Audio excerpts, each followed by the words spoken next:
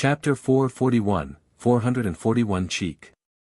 Was the primordial demoness also a man in the past? Klein almost raised his hand to his chin. He had once guessed that it was because of the existence of the evil goddess, the primordial demoness, that led to the assassin pathway having members of the opposite sex turn into a female after sequence 7. Who knew that Roselle's diary would indicate that the primordial demoness might have been a male in the beginning as well? This depicted two problems. First, the primordial demoness wasn't a naturally born deity, and they had only relied on potions to reach sequence 0. Second, the purely feminine changes in this pathway were inherent in its beyonder characteristics. Roselle had once speculated about the truth behind the law of beyonder characteristics conservation. He suspected that all beyonder characteristics originated from the original creator, so there's no increase, and that the total amount is conserved.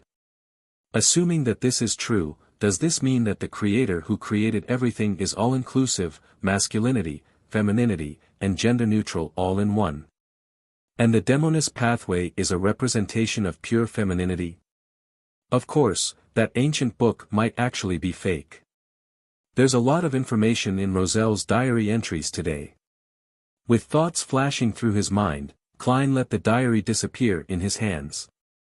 You can begin, he smiled and said to Justice, the son, and the others. Alger looked towards the world immediately. Your werewolf characteristic has been sold. An artisan paid £1,200 for it. According to our agreement, I will receive £200. Also, I found clues to the hair of a deep-sea naga. £100 a strand, and you want 5 of them in total. If you're fine with this deal, then I will complete it as soon as possible. Klein had promised a higher share of the werewolf's beyonder characteristic because he knew that the hanged man had spent more effort and taken on a risk that far exceeded what vampire Emlyn White had spent. At this point, he thought for a moment and controlled the world to reply. No problem. Give me the 5 strands of deep-sea naga hairs and £500 in cash as soon as possible. Now, only the human skin shadow characteristic remains, and the amount of money I have has increased to £1,235, which isn't enough. If I don't want to wait for the machinery hive mind's exploration of the Amon family's mausoleum, I'd have to wait to receive another £500 to £1,000 before I can buy it immediately when I see it. Klein subconsciously wondered what other items or knowledge he could use to exchange for money. Of course, this was on the premise that the target of these transactions was able to pay the remuneration, in cash.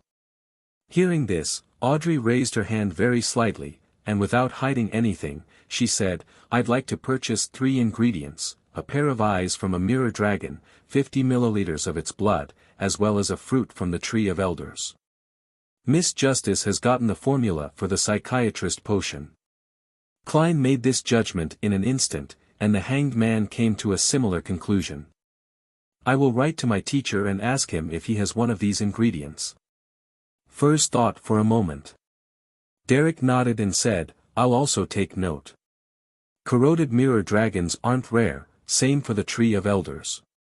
In the City of Silver, there's also the beyonder characteristic left behind by a psyche analyst, however, it's hard to make transactions for them, and it's easy to be suspected. Psyche analyst was the ancient name of psychiatrist. When their conversation reached Klein's ears, he immediately manipulated the world and made the dummy hoarsely and gloomily say, I'll ask around in my circle. Oh right, continue helping me find the human skin shadow characteristic. All right.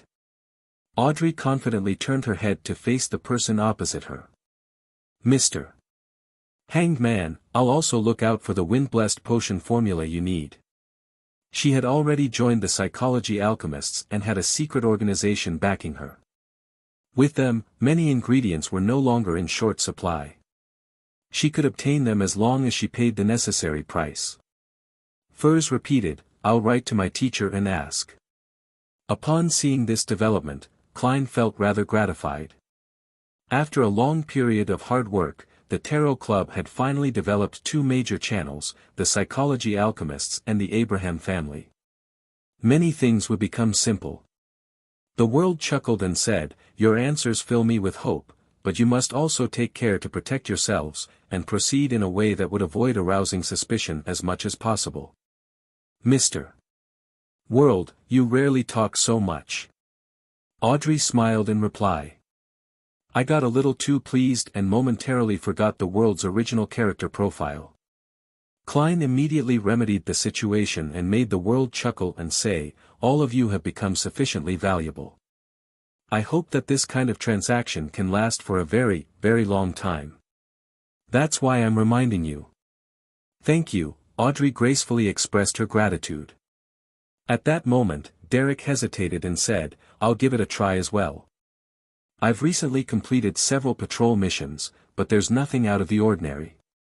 "Very good," Klein said to himself, making the world shut his mouth. After a brief moment of silence, Alger looked thoughtfully at Miss Justice. "I would like to know the details of the assassination of Duke Negan. What kind of reward do you need?" "Why ask me? As someone close to the Church of the Lord of Storms, shouldn't you already know the full details of this case?" Audrey was surprised for a moment, but then she understood the meaning of Mr. Hangman's words. He wants to ask about the organization or force that instigated the Desire Apostle, but he doesn't think it's right to ask the fool directly, thinking that it would be too sudden and invasive. So he took a roundabout way by asking me to open up the topic, gently shifting the focus to the things he wants to know. He knows that I'm a noble lady and that I should pay attention to the assassination of Duke Negan. So he's not worried that I won't answer him. Mr. Hangman is really experienced, Audrey said, with the corners of her mouth curling up slightly. "No, there's no need for compensation. Isn't it the purpose of our tarot club to freely exchange common knowledge amongst each other regarding their respective regions? Only by doing so can our tarot club expand at a rapid pace." She thought to herself, quite possessively. "Your words shame me." Alger was stunned for a moment before he pressed his hand to his chest and leaned forward a little. Klein, who was shrouded in the thick grey fog, inwardly laughed dryly. Audrey lightly pursed her lips, weighed her words, and said, "The Desire Apostle used a unique situation to complete the assassination of Duke Negan, by using his ability to trigger intense emotions and desires, and at the cost of serious injuries, he successfully broke out of the encirclement, entering the sewers. When the Nighthawks caught up to him, he was already dead. The hero bandit Dark Emperor was present. This gentleman didn't do it to silence him, but to target the organization that entrusted the assassination contract to the Desire Apostle." "Which organization?" Just as the Hanged Man was wondering to himself in puzzlement, the fool, who was sitting at the end of the table, silently praised Miss Justice and looked at her. He then gave her a reminder in passing, "In the outside world, do not mention the name of the organization or write it down." "Why?" Audrey blurted out in astonishment. Klein leaned back in his chair and replied in a gentle voice, "Any mention of it will be known. Any mention of it will be known." Audrey subconsciously looked at Mr. Fool, only to feel that he seemed to be emphasizing something with his eyes hidden in the fog. Mr. Fool is implying that if it's not in his kingdom or through talking to him, mentioning or writing down the name of the Twilight Hermit Order would allow them to sense it via some means or item. That should be what he means. What an extremely secretive and high-level organization. To a certain extent, it's even more terrifying than the Church of the Seven Deities. And Mr. Fool, our tarot club is looking for them. Audrey instantly felt like she understood a lot of things.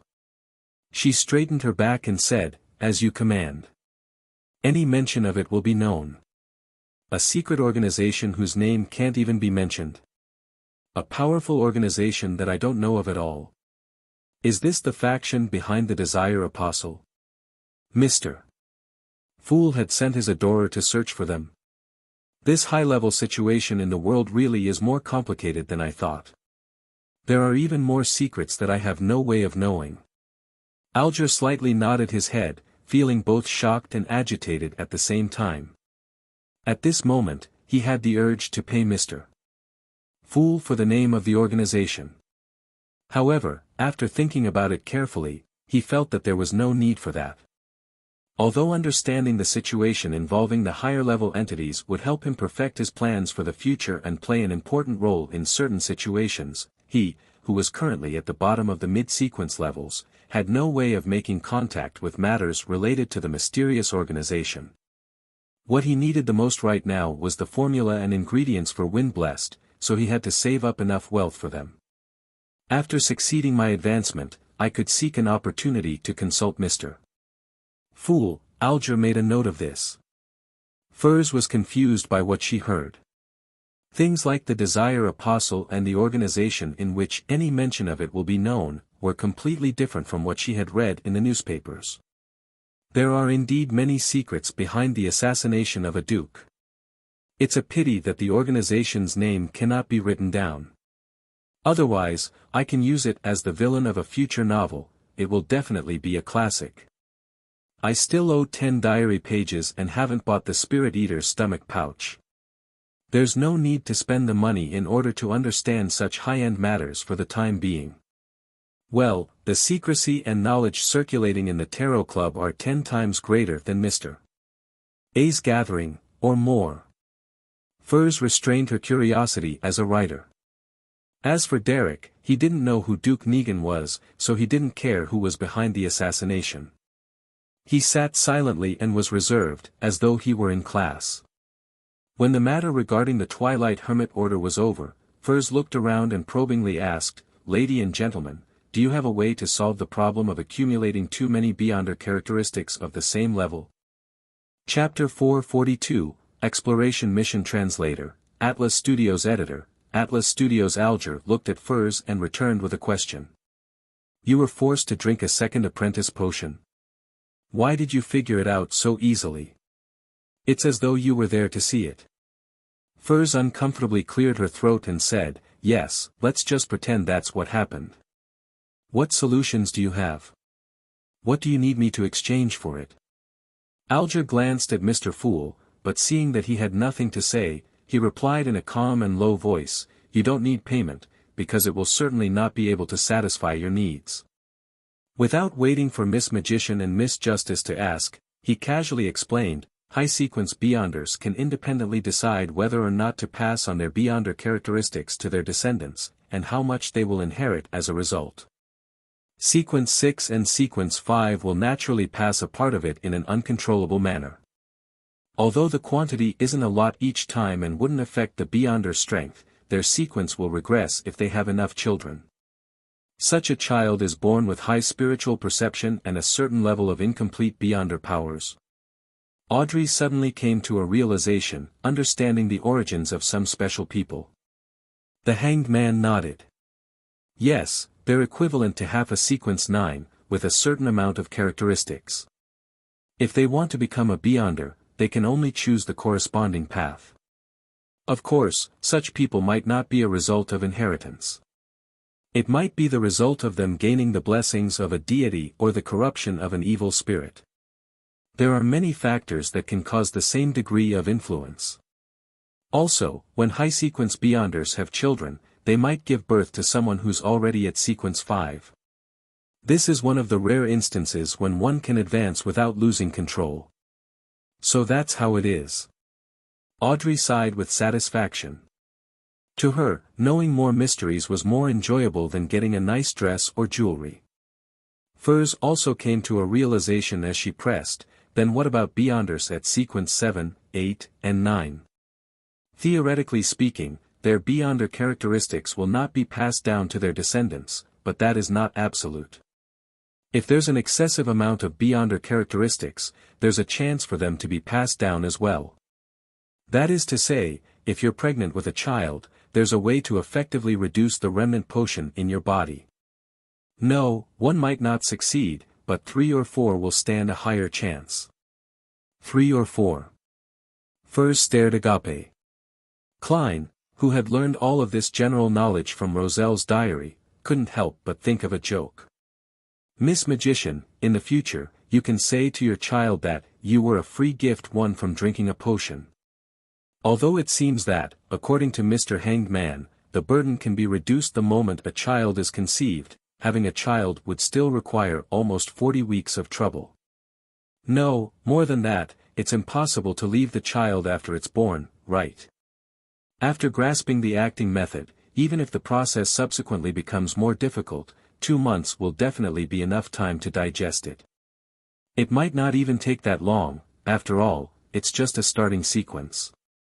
Furs forced a smile and said, I understand, the best way is still to rely on acting to digest it.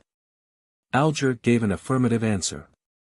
That's the case for sequence 7 and below. After that, digestion would easily take a year or so, 2 to 3 years, and then 5 to 6 years. When that happens, giving birth to a child would be a simpler plan, he added inwardly.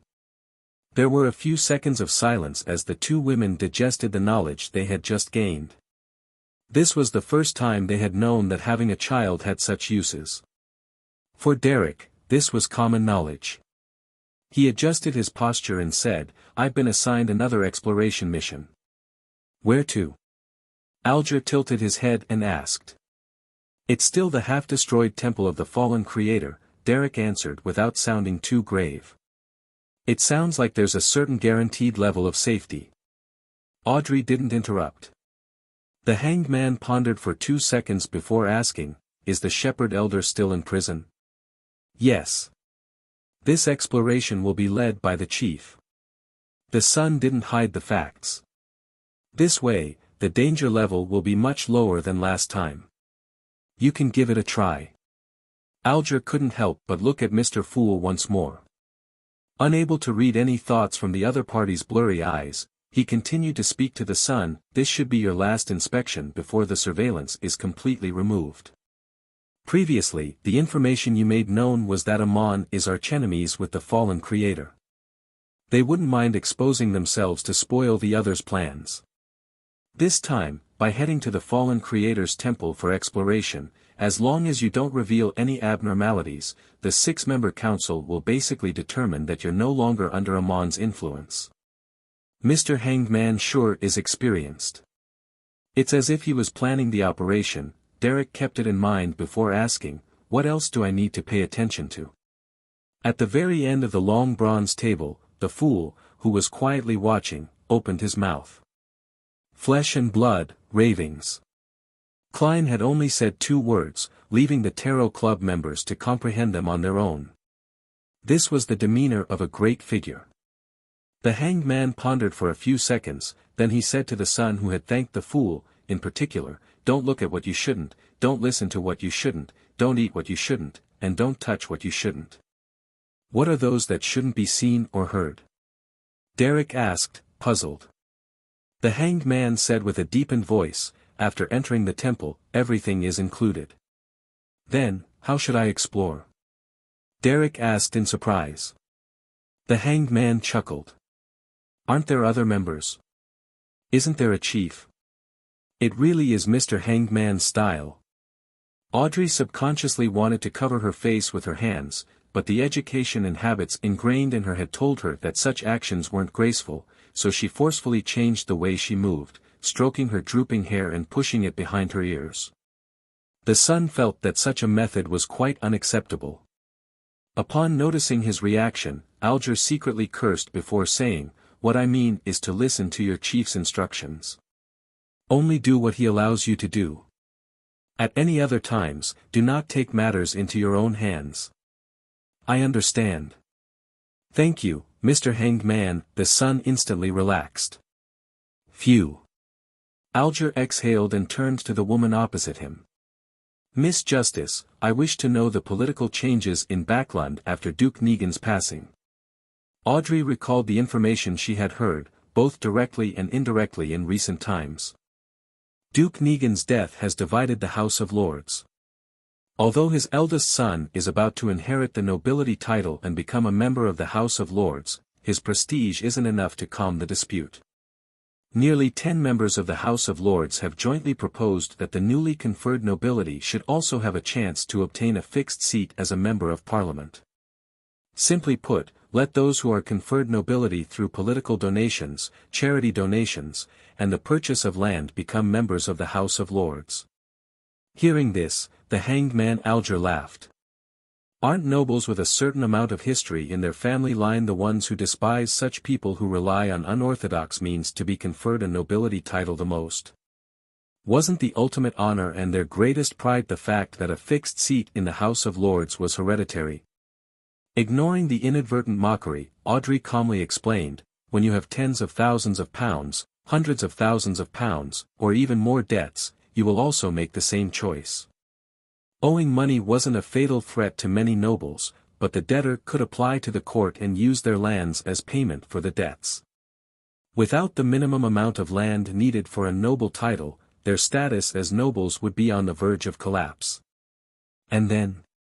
Alger didn't continue to harp over the previous question. Audrey gave a rough description. This kind of dispute has put many bills on hold, including, but not limited to, the raising of workers' salary, the improvement of working hours, and revising the poor law. It's gratifying to see that the civil servant unified examination is still progressing steadily and hasn't stopped, and the investigation into the air pollution in Backland is also going in depth. There will be no war for the time being. The hanged man whispered, and he went on to talk to the other members. Worried that staying too long in the bathroom would arouse suspicion, Klein announced the end of the tarot gathering after they were done. After returning to her room, Audrey didn't rush to get up.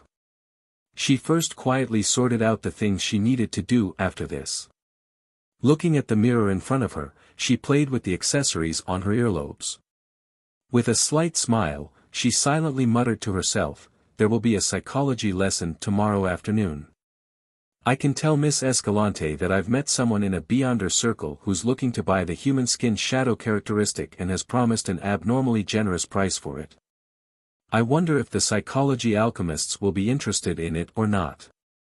Also, I mustn't forget Roselle's diary and the wind-blessed formula. Yes, I have to find the psychiatrist ingredients as quickly as possible. Audrey, you can't be lazy. Susie is already a sequence 8, so you can't let her overtake you." After pacing back and forth in the room, Furs finally made up her mind and pulled out her chair. She grabbed a piece of paper and a pen and, after mulling over it for nearly a minute, began to write to Dorian Gray.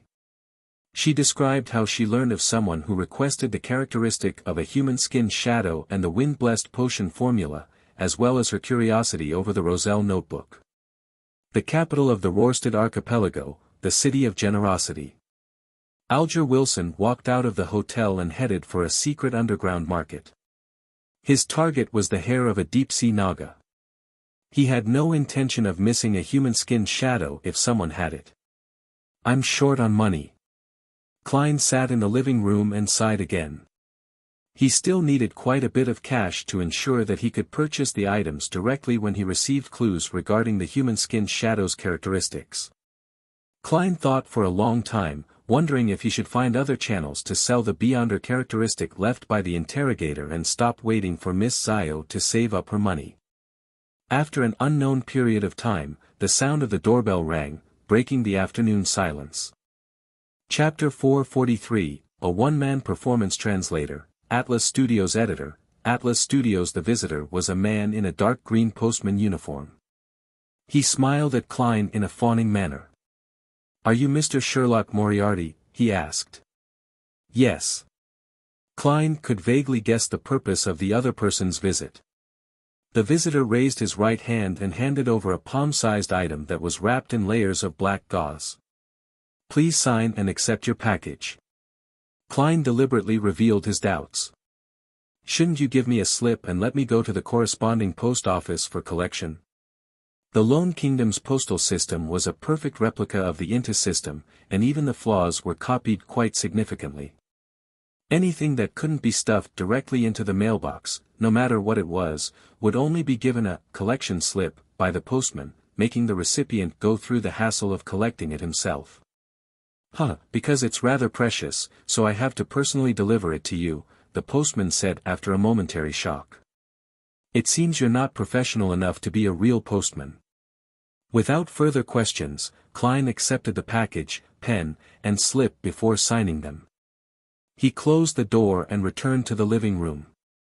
He didn't rush to open the package, but he took out a gold coin and threw it into the air. Pa! Klein caught the gold coin and looked down to see if it was heads or tails. A number faced up, indicating a negative response. There's no latent danger, Klein nodded slightly and put away the gold coin.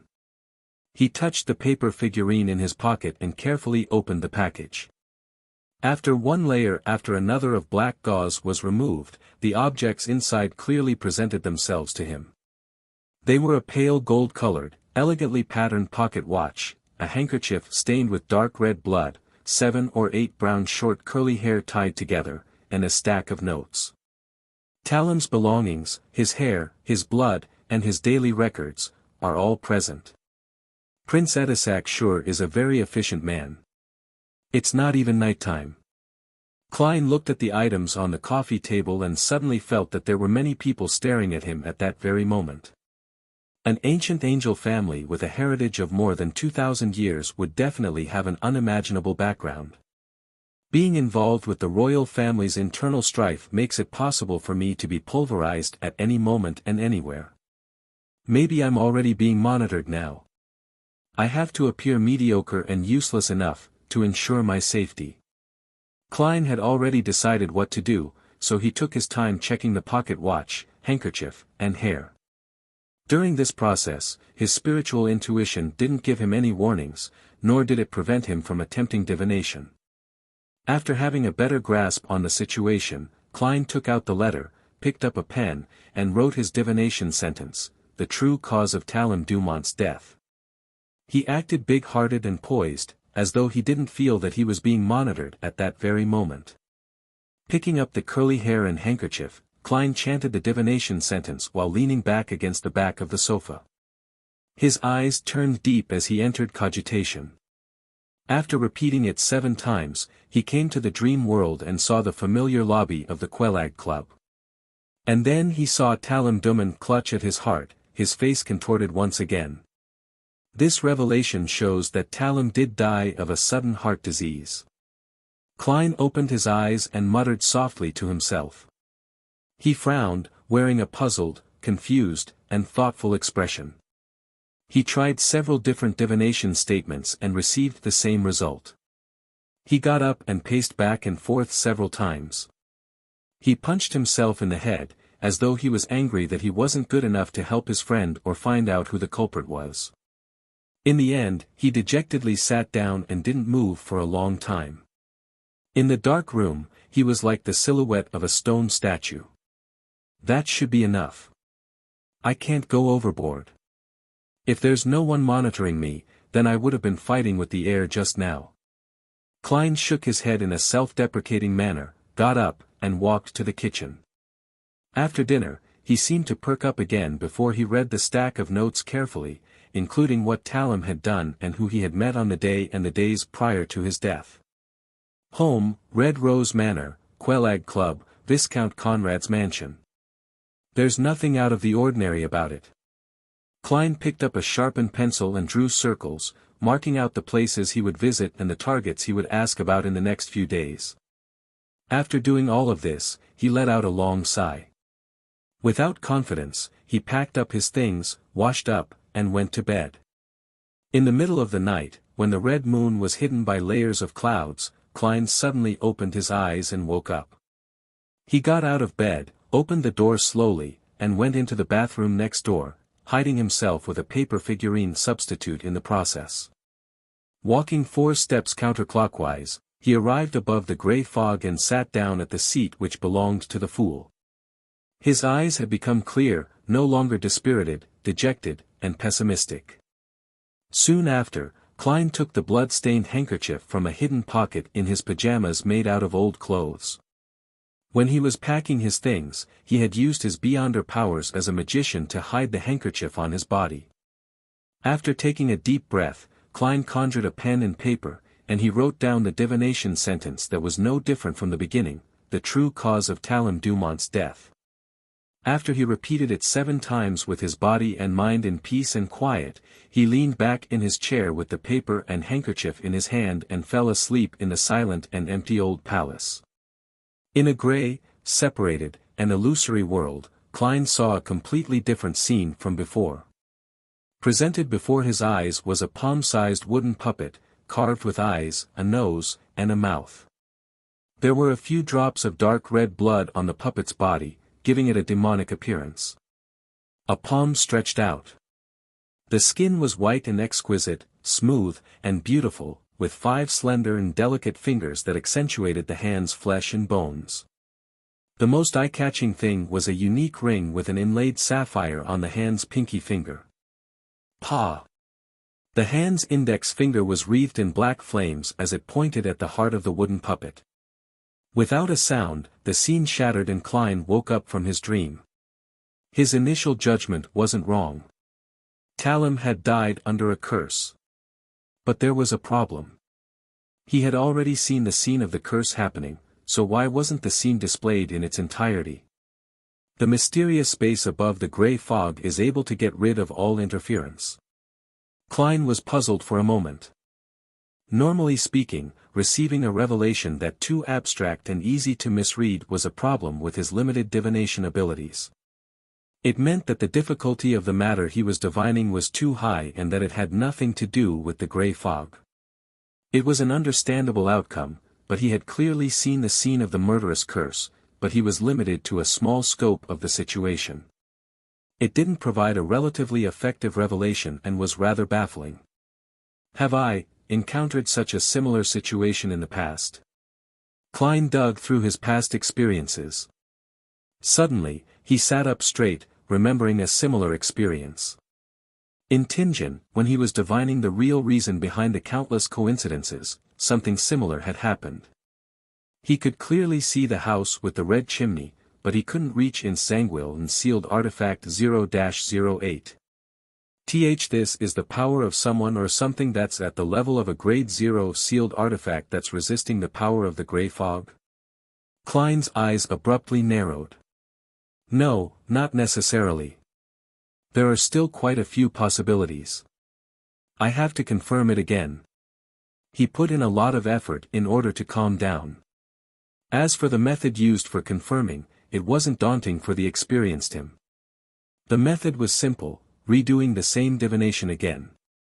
If the revelation doesn't change, it means that things aren't so terrible, and if divination is no longer successful, then something around the target or the target is resisting the gray fog to some extent, like 0-08. Taking a deep breath, Klein calmly repeated the previous divination. The true cause of Talum Dumont's death. He leaned back in his chair and chanted in a low voice, his eyes growing darker. In the dream, all he could see was a hazy, shattered gray fog. There were no more wooden puppets or fingers. Whoosh! Klein straightened his back, his expression abnormally grave. What did Talum get himself involved in? He frowned as he muttered to himself. There's no question as to what I should do next. It's to be passive and perfunctory. I'll first lie to Prince Edisac before telling him that I'm incapable of figuring out the truth. Phew, this world is really scary. Just the slightest bit of carelessness would cause me to come into contact with something extremely terrifying. Klein sighed. Without daring to stay any longer, he quickly returned to the bathroom in the real world. Tuesday, 9 a.m. at the Crown Cemetery. Klein stood at the edge of the crowd, wearing a black shirt, black vest, and a black tweed coat whilst he was carrying some fresh flowers he bought for 12 soli. He looked gravely at Talum Dumont's coffin being carried over, had his soul put to rest, and was buried bit by bit into the earth. During this process, Talum's mother's eyes were red and swollen. She wanted to speak a few times, but she couldn't find her voice. His father's hair was gray, and his expression was haggard. He just stood there, trembling slightly. When the scene reflected in his eyes, Klein tilted his head back and closed his eyes. He waited until the mourners had left before he walked over, bent over, and placed the white flowers on top of the others.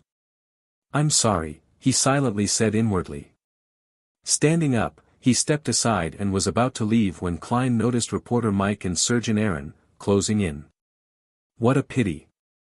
I never thought that Talum would actually. Sigh. Mike's expression was pained as he couldn't finish his sentence.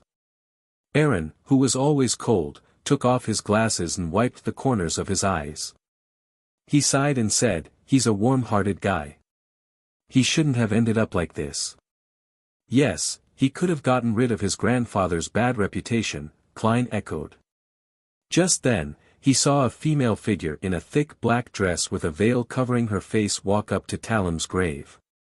She, too, was also carrying a bouquet of white flowers. Klein looked away, not paying much attention, just keeping watch through the corner of his eye. The woman bent down to release the flower, revealing her left palm, which was covered by a black gauze glove. A blue gem faintly appeared on the pinky of her left palm. Klein's scalp tingled instantly. His entire body felt numb. Chapter 444, 444 Chapter 444, Confession Translator, Atlas Studios Editor, Atlas Studios. A similar feeling that wasn't unfamiliar. The experienced Klein immediately used his clown powers to control his facial expression and the slight trembling of his body.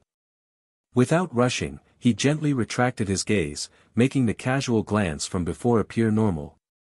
Sigh, Talum was so young. He wasn't even married and has no children. Klein sighed as he went with the flow. He had said this because it gave him a plausible explanation for his subtle reaction towards the woman who had offered the flowers. He had turned sad having seen a woman who had some connection with Talum, associated her to marriage and family, and then finally how his friend had passed away at an early age.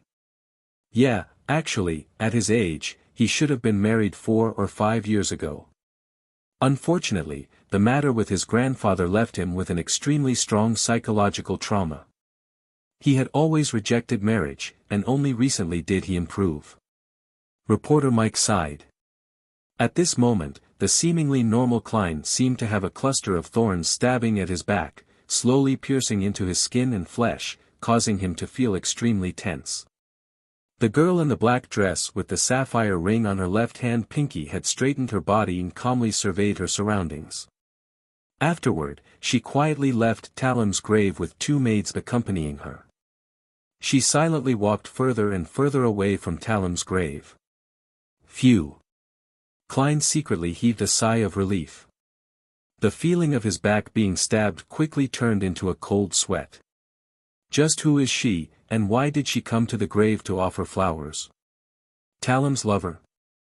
However, how could Talum, who had no wealth or status, have a relationship with a terrifying person who is involved with a Grade 0 sealed artifact or that of a demigod? This isn't a novel. Furthermore, she should be the one that used a curse to kill Talum. This matter runs deep.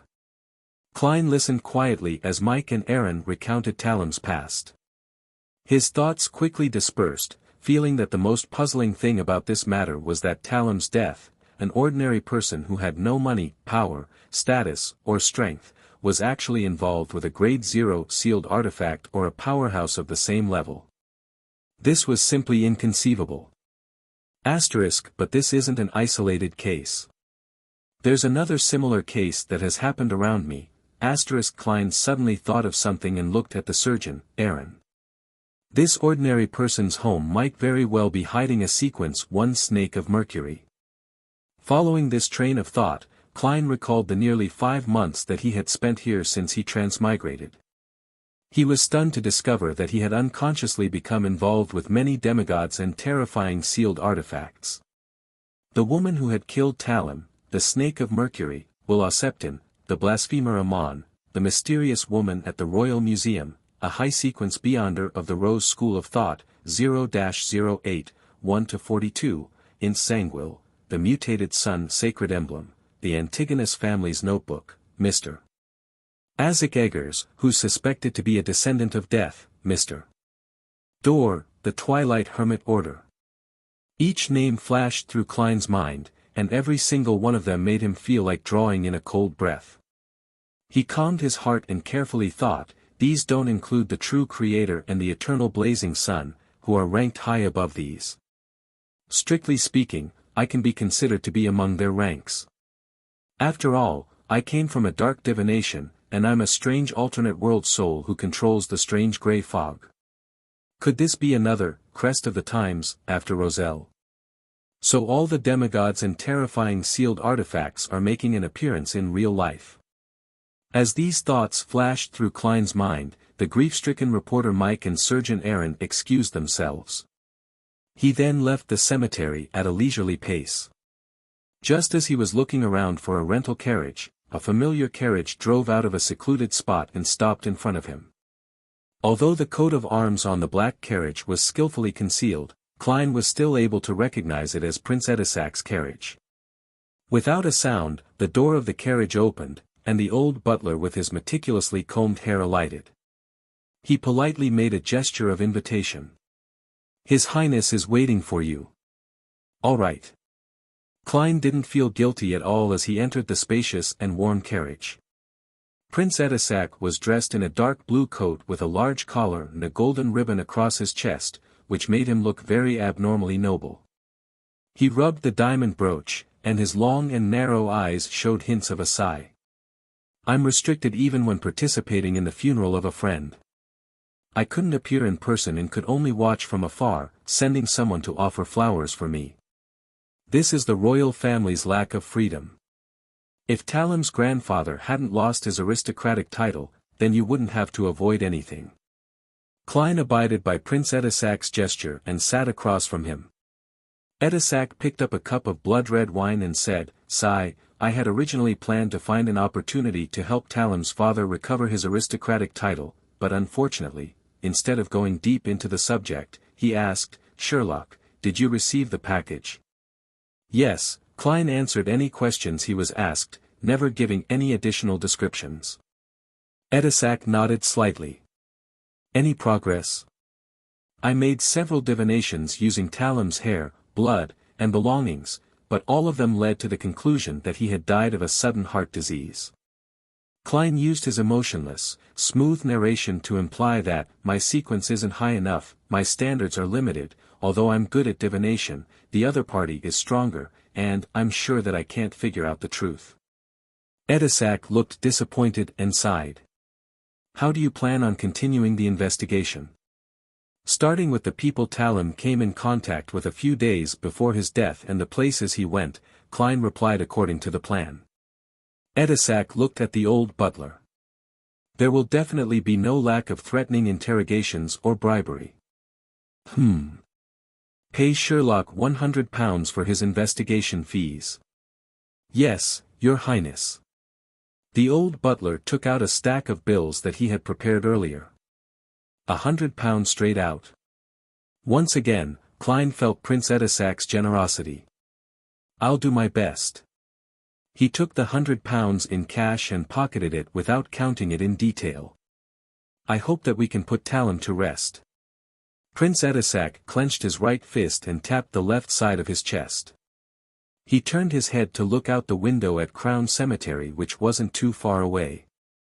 His friendship for Talem still remained strong. Klein sighed before he was led out to a carriage by the old butler. In Empress Borough, the opulent villa of Earl Hall.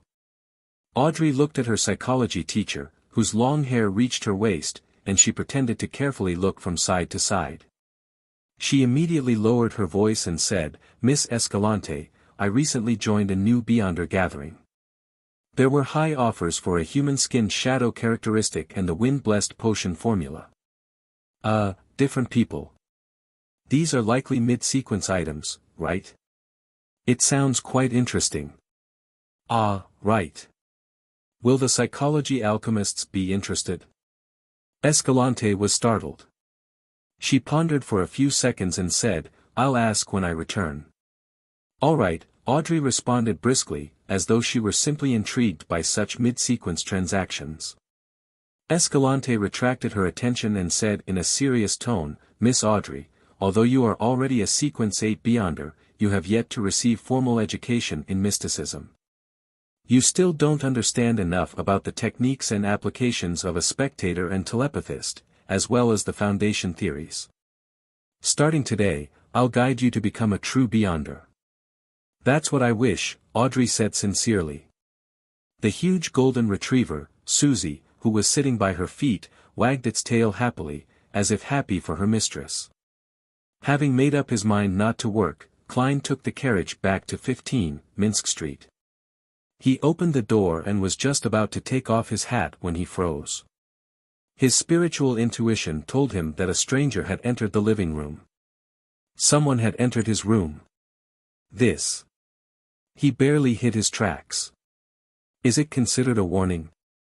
Having a warning is better than not having one. Klein stood in the hall for a long time in silence. Immediately, he turned around and went to the steam cathedral in a rental carriage. The cathedral towered over the chimneys and clock tower, the former representing the power of steam, while the latter represented the beauty of machinery through the hanging of its intricate clocks. It was neither the weekend nor noon nor the evening, so there were only a few devotees in the hall quietly praying. Klein sat down in the aisle, leaned his cane, took off his hat, and pretended to pray for 10 minutes in front of the sacred emblem. Then, he picked up his things and walked along the aisle to the altar. He said to the bishop standing to the side, "I wish to make a confession." "Good, God is watching you." The bishop, who had a kind face and hoary hair at his temples, walked to the confessional by his side. Klein followed closely behind and closed the door. He sat down on a chair and said to the bishop through the wooden board, "I confess that I didn't adhere to my principles when facing danger, and I chose to retreat." "What were you thinking at the time?" the bishop gently asked. Klein immediately described in detail about Talim's death, his suspicions, the reminder from the machinery hive mind, Prince Edisak's entrustment, and, after how he failed to obtain any answers from his divination, he expressed his heartfelt cowardice in the face of the royal family's strife. The reason he didn't go straight to Carlson was that he was afraid that not only was he being watched, but Prince Edisak's men were also watching him from the shadows. Once he made his intentions clear, he couldn't be sure if he would encounter another calamity. The steam cathedral was the headquarters of the Church of the God of Steam and Machinery, and it was one of the 3 great holy temples. No one could spy on whatever happened inside. What Klein intended to do was to use the Church of the God of Steam to convey his true thoughts and avoid getting caught up in a deeper conflict. Simply put, it was to comply with what his heart wanted. The bishop listened quietly and answered without changing his tone, "Your choice derives from human instinct, God will not blame you. Go back, God will protect you." "That's good." Klein understood the hint and quietly left the steam cathedral. Standing on the street outside, looking at the misty sky, he sighed silently. "I need to advance as soon as possible." Lightning streaked across the sky, illuminating the pitch-black city walls. Carrying a leather bag on his back and the axe of hurricane in hand, Derek Berg stood outside the doorway to a cave with nearly 10 of his teammates. Lifting his eyes up, he saw that, between the stone cracks of the city wall, the dry and hardened black soil was crusting, but a bunch of tenacious weeds had grown out. They were densely packed and resembled human hair. At that moment, he hurriedly withdrew his gaze and looked towards the city gate when he heard light footsteps. As the lightning and darkness alternated, a tall figure slowly walked over, carrying 2 straight swords which were crossed on his back. Then, his pale, disheveled hair, his ancient eyes, his twisted, deep, old scars, and his perennially unchanged brown coat and flaxen-colored shirt entered Derek and the others' sight. The approaching person was the chief of the 6-member council of the City of Silver, Colin Iliad, a powerful demon hunter. After greeting him, Derek subconsciously looked at the chief's waist. There was a leather belt divided into many compartments, each with a different metal bottle inside. This was a symbol of an experienced and powerful demon hunter. Derek had previously heard his parents mention that demon hunters were good at discovering the weaknesses for different monsters, identifying the uses of various materials, and were able to use their special cogitation state against the former. With the latter, they could concoct corresponding magical medicine, holy ointments, essential oils, and special imprints. Then, through consumption, smearing, and using these items, they could achieve the effect of restraining the target. In a sense, experienced, knowledgeable, well-prepared, and sharp demon hunters were the nemesis of the vast majority of monsters. The amount and variety of small metal bottles at their waist represented their experience. Of course, this was only a portion of the demon hunters' beyonder powers. Just by relying on these, they couldn't be called demigods or saints. Colin looked around and confirmed that all the team members were present. He then said in a low voice, "Light up. Let's go." 2 team members immediately lit the candles in their lanterns, letting the faint yellow light shine through the extremely thin leather. During daytime, when the frequency of lightning was relatively high, there was no need to use candles in the City of Silver as there was illumination every 2 to 3 seconds. Furthermore, the monsters in the nearby area had been cleaned out again and again. However, once they left the City of Silver and entered the darkness, they had to maintain sufficient candlelight. Otherwise, once the lightning failed to illuminate the skies, causing a dark environment that exceeded 5 seconds, there was a high chance for the team to suffer from an assault by certain monsters. Intense fighting wasn't the most frightening development. What Derek remembered so vividly was a story his parents had told him. Once, while they were exploring the depths of the darkness, because of a previous battle with a horde of rotting corpses, the candles couldn't be replaced in time. This led them to endure being engulfed in darkness for as long as 8 seconds. When the lightning flashed again and the candlelight appeared, they were stunned to see that only 5 of their original 8 teammates remained. The other 3 had vanished in silence, never to be seen again.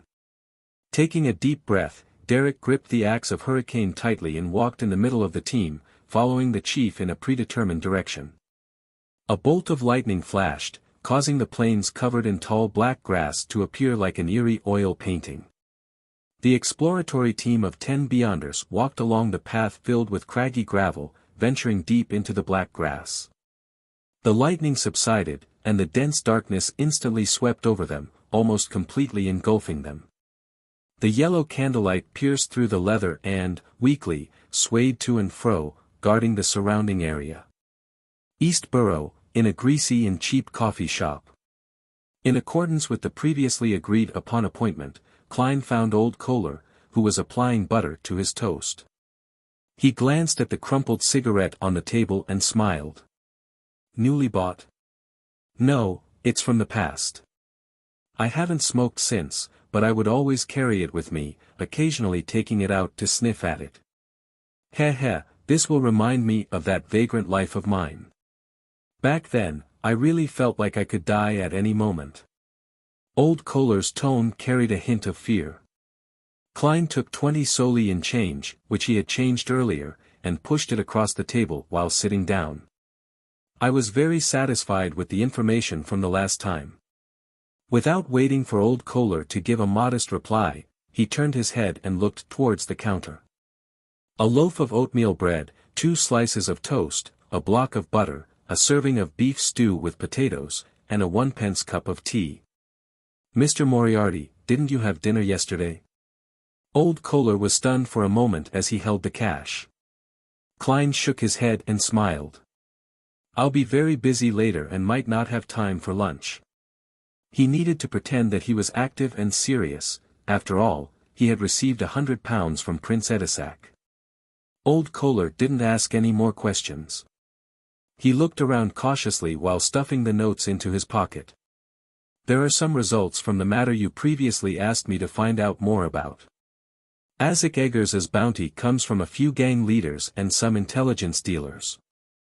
Well, I don't know who entrusted the task to them since it's difficult to make contact with them." "Me 9. Klein nodded. "That's enough. There's no need to delve deeper. It's too dangerous." Old Kohler heaved a sigh of relief and said, 2 days ago, someone at a budget hotel on Golden Cloak Street saw someone who appeared to be Isaac Eggers. It said that the person was basically a carbon copy of the picture on the bounty notice." Klein's heart palpitated as he smiled instead of showing surprise. "And then? Could it be that the moment I prepared to try for this bounty, the matter is over? And then?" With that clue, quite a number of bounty hunters rushed over, but they didn't find anything. "Well, they said that there were traces of a fight in the room. Old Kohler tried his best to recall the information he had gathered. The intelligence would definitely be sent to MI9 first.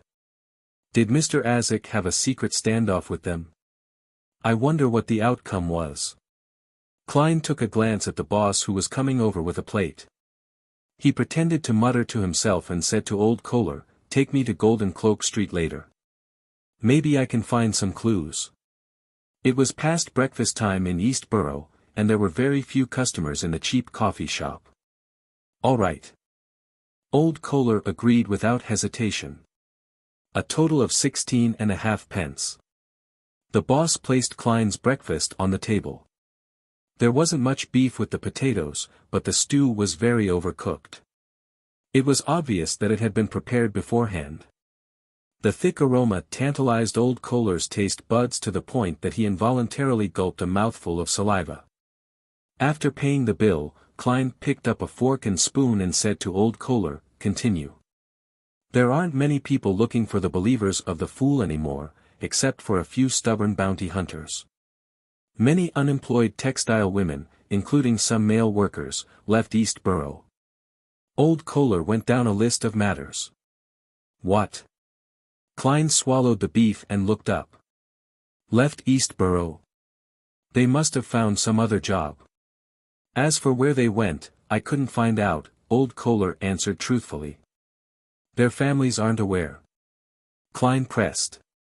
"Some left with their unemployed family members, while others had come alone from outside the city to search for work. Old Kohler had already done some investigations.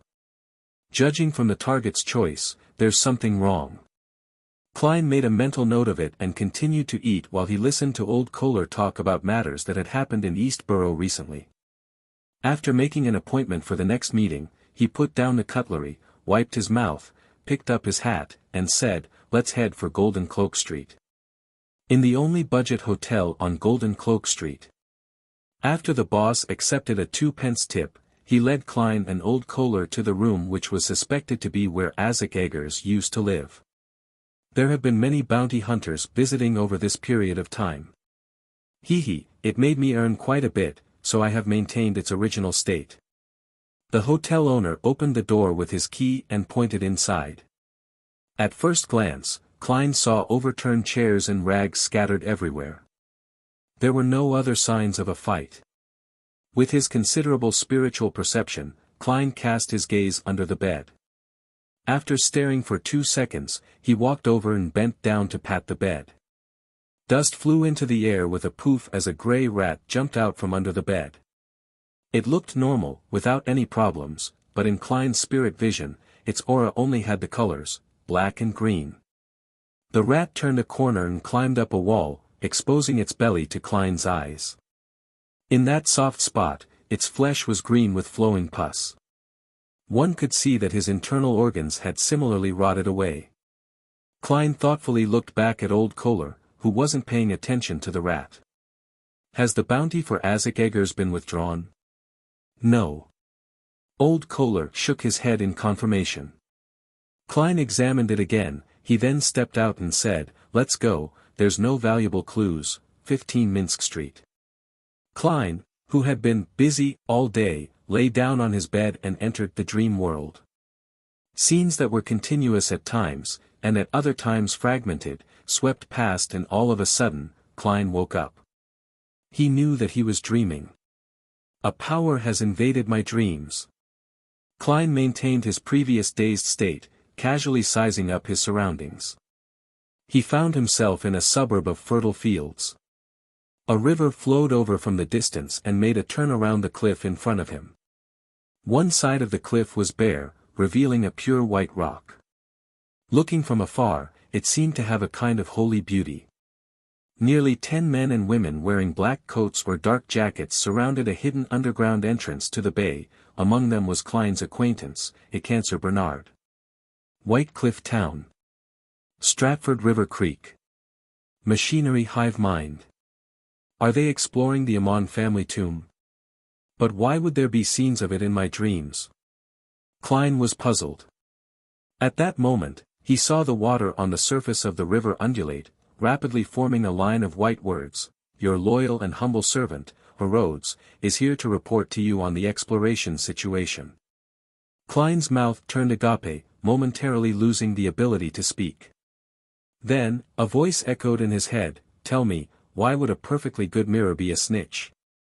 In an instant, Klein switched to his unfathomable state as the fool who overlooked everything. He nodded and said, "Not bad."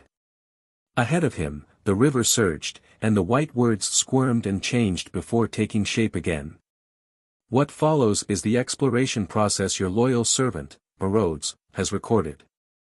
You can choose to speed up or skip certain scenes at any time. This sentence froze for 2 seconds, and then the scene abruptly zoomed in. Klein instantly appeared beside a Cancer Bernard, but no one noticed him. He looked around and felt that he was surrounded by living people with lifelike scenes. Nothing about his surroundings looked unreal, making him feel as if though he was there in person. I can even speed up or skip certain scenes. The original form of this mirror, Rhodes, is a virtual reality family cinema. Klein couldn't help but lampoon. He took another look at the machinery hive mind members and saw that it was led by an old man in white priest robes and a cleric cap. His face was unusually kind, and his expression was calm and gentle. "Your Grace, everyone is ready," a Cancer approached the elder and said with a bow. "Archbishop. This is the Archbishop of the Church of Steam and Machinery's Backlund Diocese, the demigod, Horamic Haydn. The machinery hive mind really is cautious, and not careless. Who knows, they might have even brought along a grade 1 sealed artifact and performed a divination in advance. After all, they're in control of the mystery prior pathway. Luckily, I can basically confirm that the fog's anti-divination or divination interference abilities are similar to the cards of blasphemy, allowing the result to be as ordinary as possible and the least bit suspicious. Otherwise, certain matters might be exposed. However, there's a certain probability that the meeting between Miss Sharon and I will appear, because, to me, that isn't something harmful. It depends on whether a wraith's instinct to interfere with divination will affect the machinery hive mind's attempt. Wait, the machinery hive mind is highly likely to have relied on Rhodes, and based on its performance from just now and previously, it isn't impossible for him to curry favor with me by adding some mosaics. Klein thought in enlightenment. At this point, Horamic Haydn drew a triangular sacred emblem on his chest. Begin the operation. God will protect us. Nearly 10 Beyonders headed down as Klein followed closely behind. He didn't fast forward at all. He had always been curious about the combat styles of low and mid-sequence Beyonders of the machinery hive mind, and he wanted to take this opportunity to experience it. In addition, he was also greatly concerned about how a demigod really did in combat, as well as the secrets hidden in the Amon family tomb. After being ransacked by time, in a period spanning 1,000 or 2,000 years, the black marble staircase still retained its hardness without any signs of corrosion. The machinery hive mind members followed it all the way underground, where they saw the unique asymmetrical stone pillars and axe and blades scuffing from the period of the Fourth Epoch. The pillars stood on either side of the wide road, and in front of them was a large, heavy, dark gray stone bifold door. The stone door had already cracked open, wide enough for 2 people to walk alongside each other. It was completely dark inside. The machinery hive mind members were in no hurry to enter. They carefully searched the surrounding area with lanterns, but they found nothing of value. According to the plan, the first group will begin with a preliminary cleanup. With the Archbishop's approval, a Cancer pushed down his hat, compressing his fluffy hair. Cleanup. By the side, Klein ruminated over the word. Amidst his puzzlement, the 2 strongest and bulliest male machinery hive mind team members each laid down a long black box on their backs and opened them up. Inside one long box was a sturdy, heavy, iron-black cannon-shaped object. Its surface was engraved with dense and arcane patterns. In the other box was a complex and exquisite firearm with a chain of pale golden bullets inserted into it. One of the 2 team members carried the cannon-shaped object and trudged to the open stone door. Another machinery hive mind member picked up the peculiar gun, adjusted the bullet chain, and followed slightly behind. After the two of them glanced at each other, the cannon-shaped object on the former's shoulder rapidly lit up, outlining burning patterns and imprints before a loud salvo. Boom!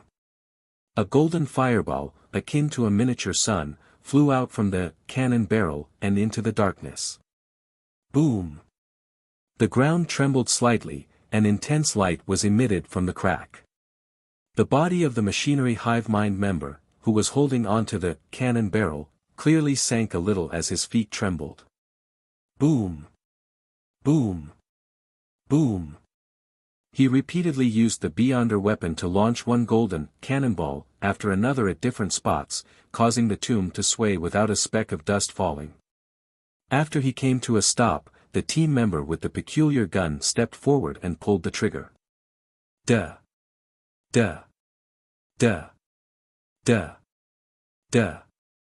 The sound of machine gun fire echoed as one pale golden bullet after another flew out, purifying the danger in the depths of the darkness. Isn't this the bombardment effect I've always wanted? Furthermore, they're using Beyonder expendables like purifying bullets and exorcism cannonballs. How extravagant! Is this the combat style of the machinery hive mind? Klein stared with his eyes wide open and his mouth slightly agape. After the series of savage bombardments, Ikanser raised his voice above the rumbling echoes and said, "Group 2, do the follow-up cleanup." There's more. Klein felt a little numb from what was happening. The second group was also made up of 2 team members who used scrolls made of different kinds of leather. They chanted simplified incantations, activated the scrolls, and tossed them inside. The construct behind the stone door was suddenly shrouded by gentle and pure light. Droplets of golden holy rain pattered down, cleansing everything in the area. Klein looked at this scene and suddenly found it somewhat ridiculous. Wait, aren't you guys here to engage in archaeological studies? Aren't you professional archaeologists? Aren't you afraid that the tomb would collapse from using such cleanup methods? While these thoughts flashed through his mind, the second team was done, and they shouted at Ikanser, "Deacon, as expected, the construct's structural integrity hasn't been destroyed." They were clearly prepared. "All right, continue forward." Ikanser gave the order. Klein walked in the middle, through the stone door, and saw piles of dirt and debris on the ground. It was impossible to tell what kind of monsters had once been active here, and no one could guess the functions of the mechanisms that had been set up here. After these cleaning up procedures, as long as one didn't dodge in advance, no Beyonder below that of high-sequence Beyonders would be able to withstand it. Klein once again gained a deeper understanding of what the aesthetic of violence was like and what it meant to be simple, direct, and unreasonable. In what followed, the previous scenes were repeated over and over again. The machinery hive mind team members smoothly approached, exploring one area after another, occasionally harvesting some Beyonder characteristics that were beginning to gather. There are no murals. Seeing the main tomb chamber in sight, the Archbishop of the Church of the God of Steam, Horamic Haydn, stopped and muttered to himself in puzzlement. Klein, who was considered half a historian, was equally puzzled. Generally speaking, a noble family member's grave would more or less express their position and honor when they were alive. And when a grave became a tomb or even a mausoleum, it was very common for a mural to be used to describe its master's life when it possessed enough space. In even older and more obscure eras, this wasn't rare, and it was even the most common method. The first thing humans learned was drawings, not writing. Thus, it really was a little strange that there were no similar murals in the tomb of a fourth epoch noble family. Upon hearing the Archbishop's question, Ikanser immediately ordered the men to spread out in groups of 2 to search the vicinity for relevant traces of murals. Watching from the sidelines, Klein couldn't help but want to fast forward a little to immediately see the outcome. At that moment, he noticed that the 2 machinery hive mind members in the left corner had suddenly turned into 3. One of them looked identical to Ikanser Bernard, his fluffy hair propping his hat high. This. Klein was first stunned before he made a guess. The moment he had the thought, a cancer walked over to the team member closest to him. Any discoveries? He cleared his throat and lowered his voice. The team member turned around warily, but immediately relaxed when he saw that it was Deacon a cancer. No. Before he could finish his sentence, the a cancer in front of him suddenly turned into a piece of human skin and enveloped his body. The pale human skin tightly wrapped around him, and his face began to form the outline of his facial features. During this process, there were no additional sounds, nor were there any abnormal movements that were triggered. All of a sudden, the human skin began to emit rays of light, just like the rising of the sun. The human skin immediately turned translucent and quickly soared into the air as if it was being burned.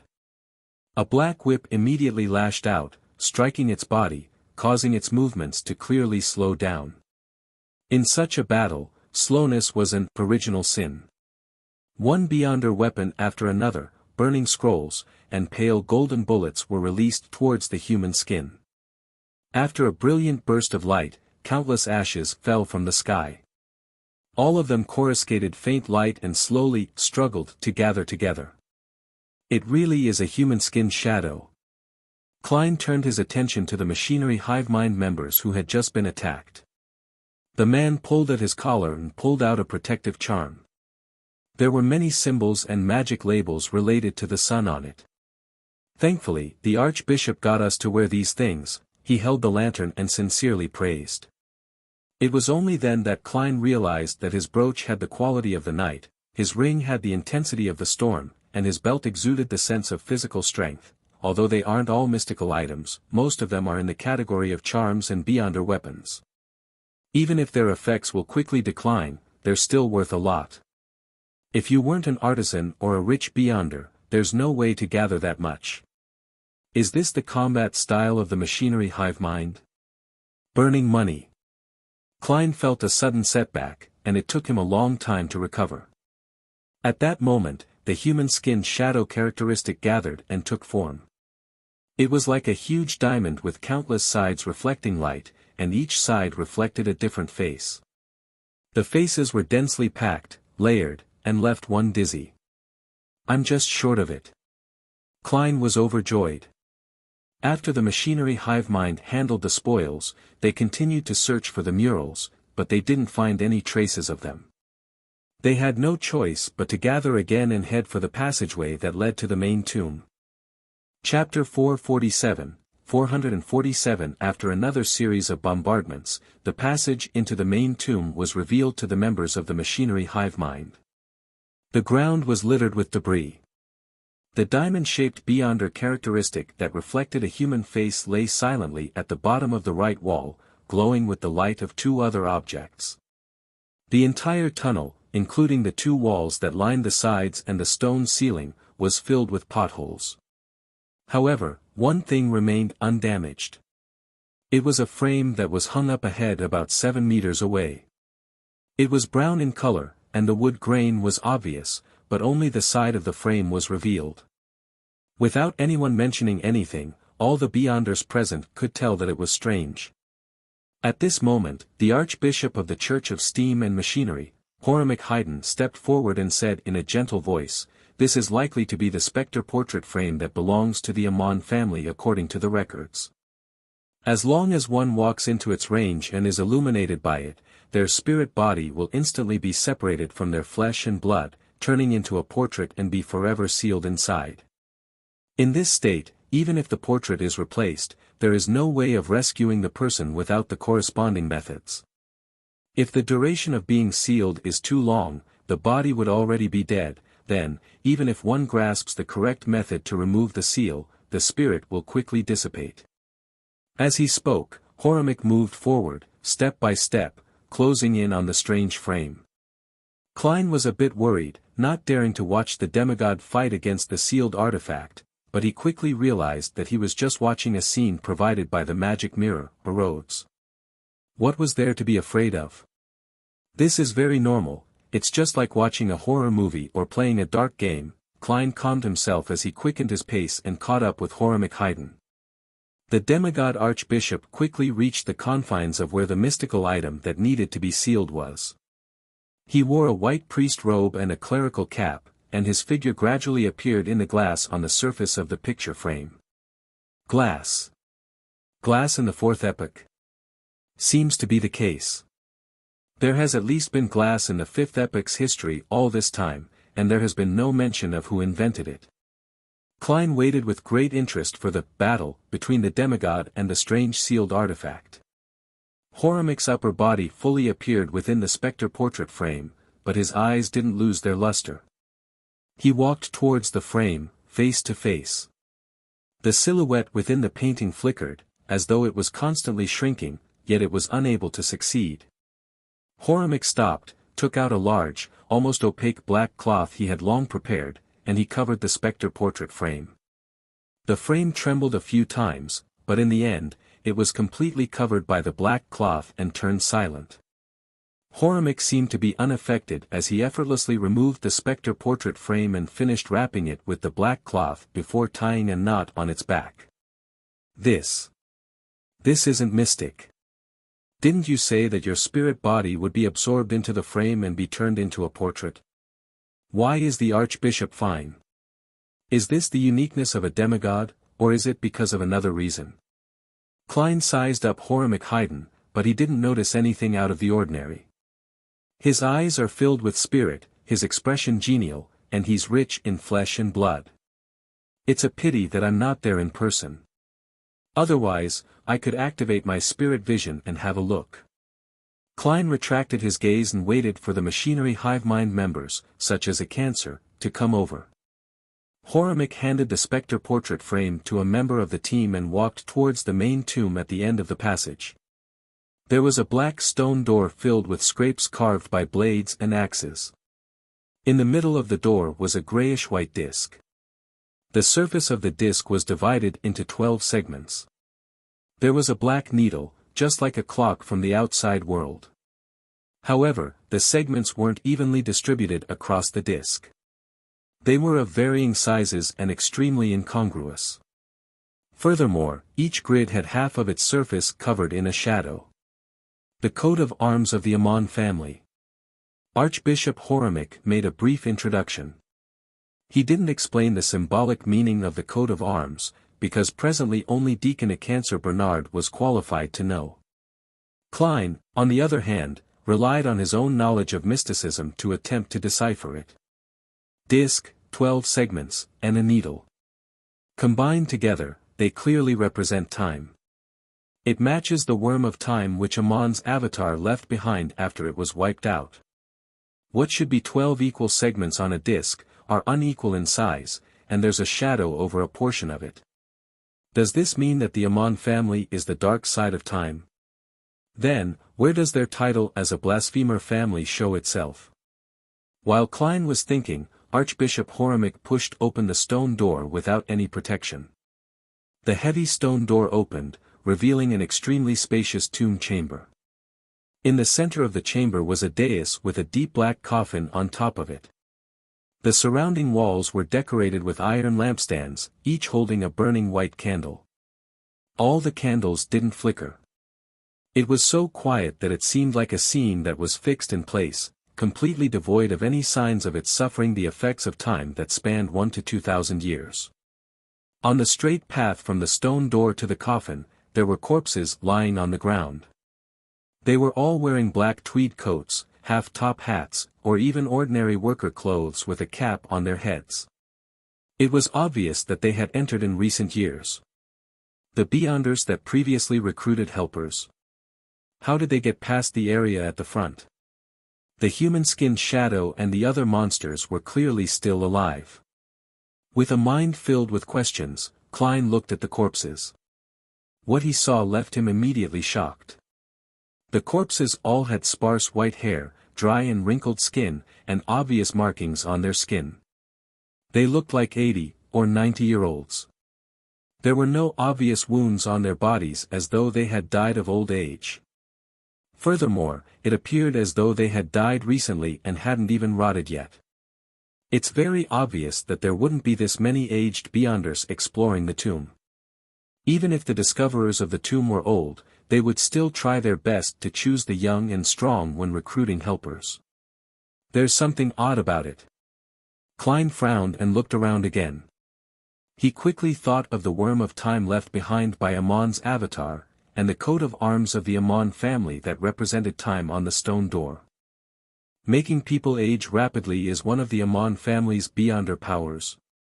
The dark side of time. The loophole in time. Could it be that as others rapidly age, the members of the Amon family would regain their youth and extend their lives? Wait a minute, for these beyonders to easily barge into this place like that, perhaps it was deliberate on the tomb master's part. He wanted to rob them of their time in order to maintain his own existence. Klein looked suspiciously at the black coffin on the platform.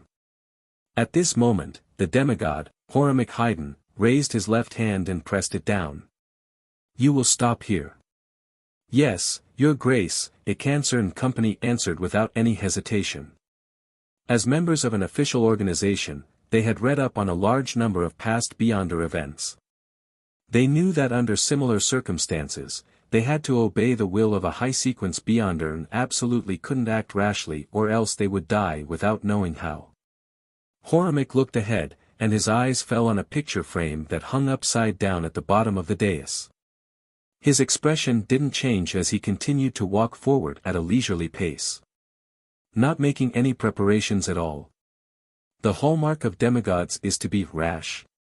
Klein was stunned. He seemed to be able to imagine Horamek's teeth dropping, his white hair wilting, and his skin shriveling as he rapidly aged. 1 step, 2 steps, 3 steps. Horamek, who seemed fine, suddenly trembled, and a sharp and piercing grinding sound could be heard from his body. His pace began to slow down, his movements became stiff, and his skin visibly dried up. There's something wrong with that. That isn't the aging process of a normal human being. What was that grinding sound just now? Klein muttered inwardly.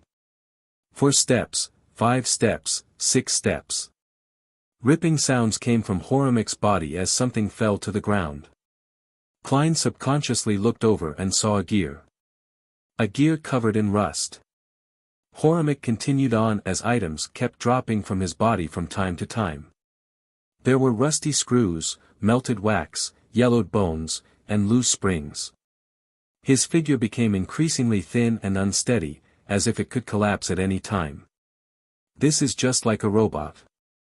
Well, in this era's terms, like a living doll. Klein was suddenly enlightened. He remembered that before old Neil died, he had said that the Church of Earth Mother Sequence 4 was good at alchemical life, and that the Savant Pathway's corresponding sequence was barely able to do so too.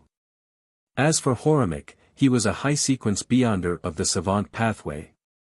The Horamek in front of me isn't the real him, it's just a refined doll. Just now, the reason why the Spectre portrait frame was ineffective was that a doll doesn't have a spirit body. The real Horamek should still be far away. As expected of a demigod, amidst Klein's enlightenment, the archbishop walked up to the dais, bent his knees and back, and turned the upside-down frame over. Generally speaking, when exploring a tomb involving Beyonder elements, it was necessary to avoid flipping items over, but this time, Horamek had made the opposite choice. Following the flipping of the portrait frame, a wind suddenly blew in the sealed tomb, dispersing the formless imprisonment in silence. The candles on the iron-colored light fixtures rapidly ignited, becoming unusually bright. However, they soon reached the end of their lives and melted away.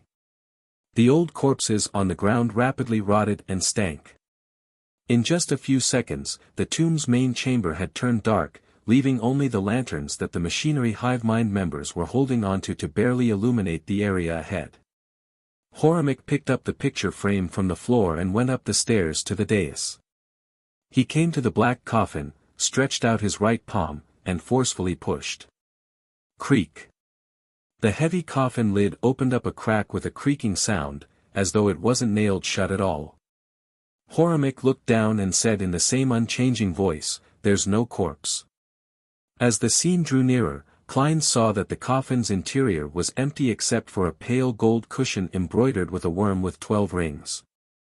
At that moment, Horamik turned around and the picture frame in his hand was reflected in the eyes of a Cancer and the others. With just a glance, Klein's gaze suddenly froze. It was a portrait of a smiling young man. He had black eyes and black curly black hair. He had a broad forehead and a thin face. A crystal monocle hung over his eye. He wore a black pointed hat. Amon. Chapter 448 Amon. Klein said the word in his mind. He had originally thought that the blasphemer who appeared in the forsaken land of the god City of Silver was a descendant of an ancient family like Amon. Through inheriting the legacy of his ancestors, step by step, he stepped into the demigod ranks. To his surprise, it was very possible that that particular person could very well have lived for more than 2,000 years and was a member of the Amon family when it was at the peak of its strength. An old antique. Why would he, for no good reason, build a tomb for himself? Did he fake his death to get out of a situation, or is there another reason, such as leaving traces so as to have time fixed onto his body? He was able to live from the 4th epoch to the 5th epoch, all because he was siphoning the lives of others. I originally guessed that he's a sequence 3 or sequence 2. Based on what I've seen today, it's not impossible for him to be a sequence 1. After all, long periods of time would eventually bring about an intrinsic improvement. Klein switched back and forth between puzzlement and speculation. His thoughts were like boiling water, gurgling non-stop. The Horamik doll tugged at his throat and accidentally pulled off a piece of skin, revealing the complicated mechanical structure within. His voice came out from that spot and brought with it the impression of leaking air. Search the corpses on the ground, don't come any closer. Yes, Your Grace.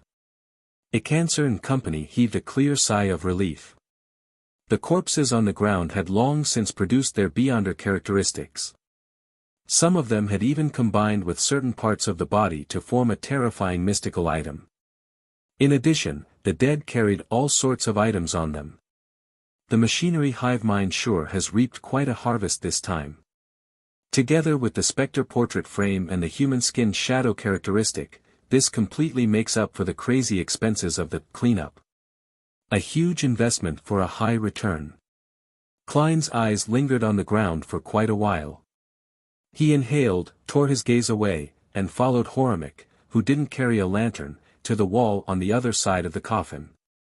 At this moment, the magic mirror, Erodes, brightened up the scene, allowing the things in front of him to be seen clearly. Klein saw that the wall across him had become mottled due to the rapid weathering just now. Many of the murals had been destroyed and could no longer be restored to their original states.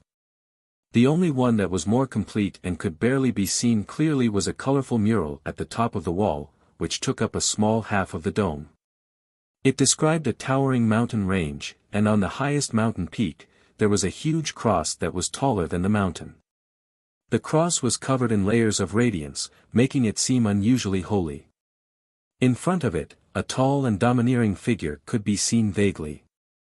The mountain range was like a pet that lay prostrate at its feet.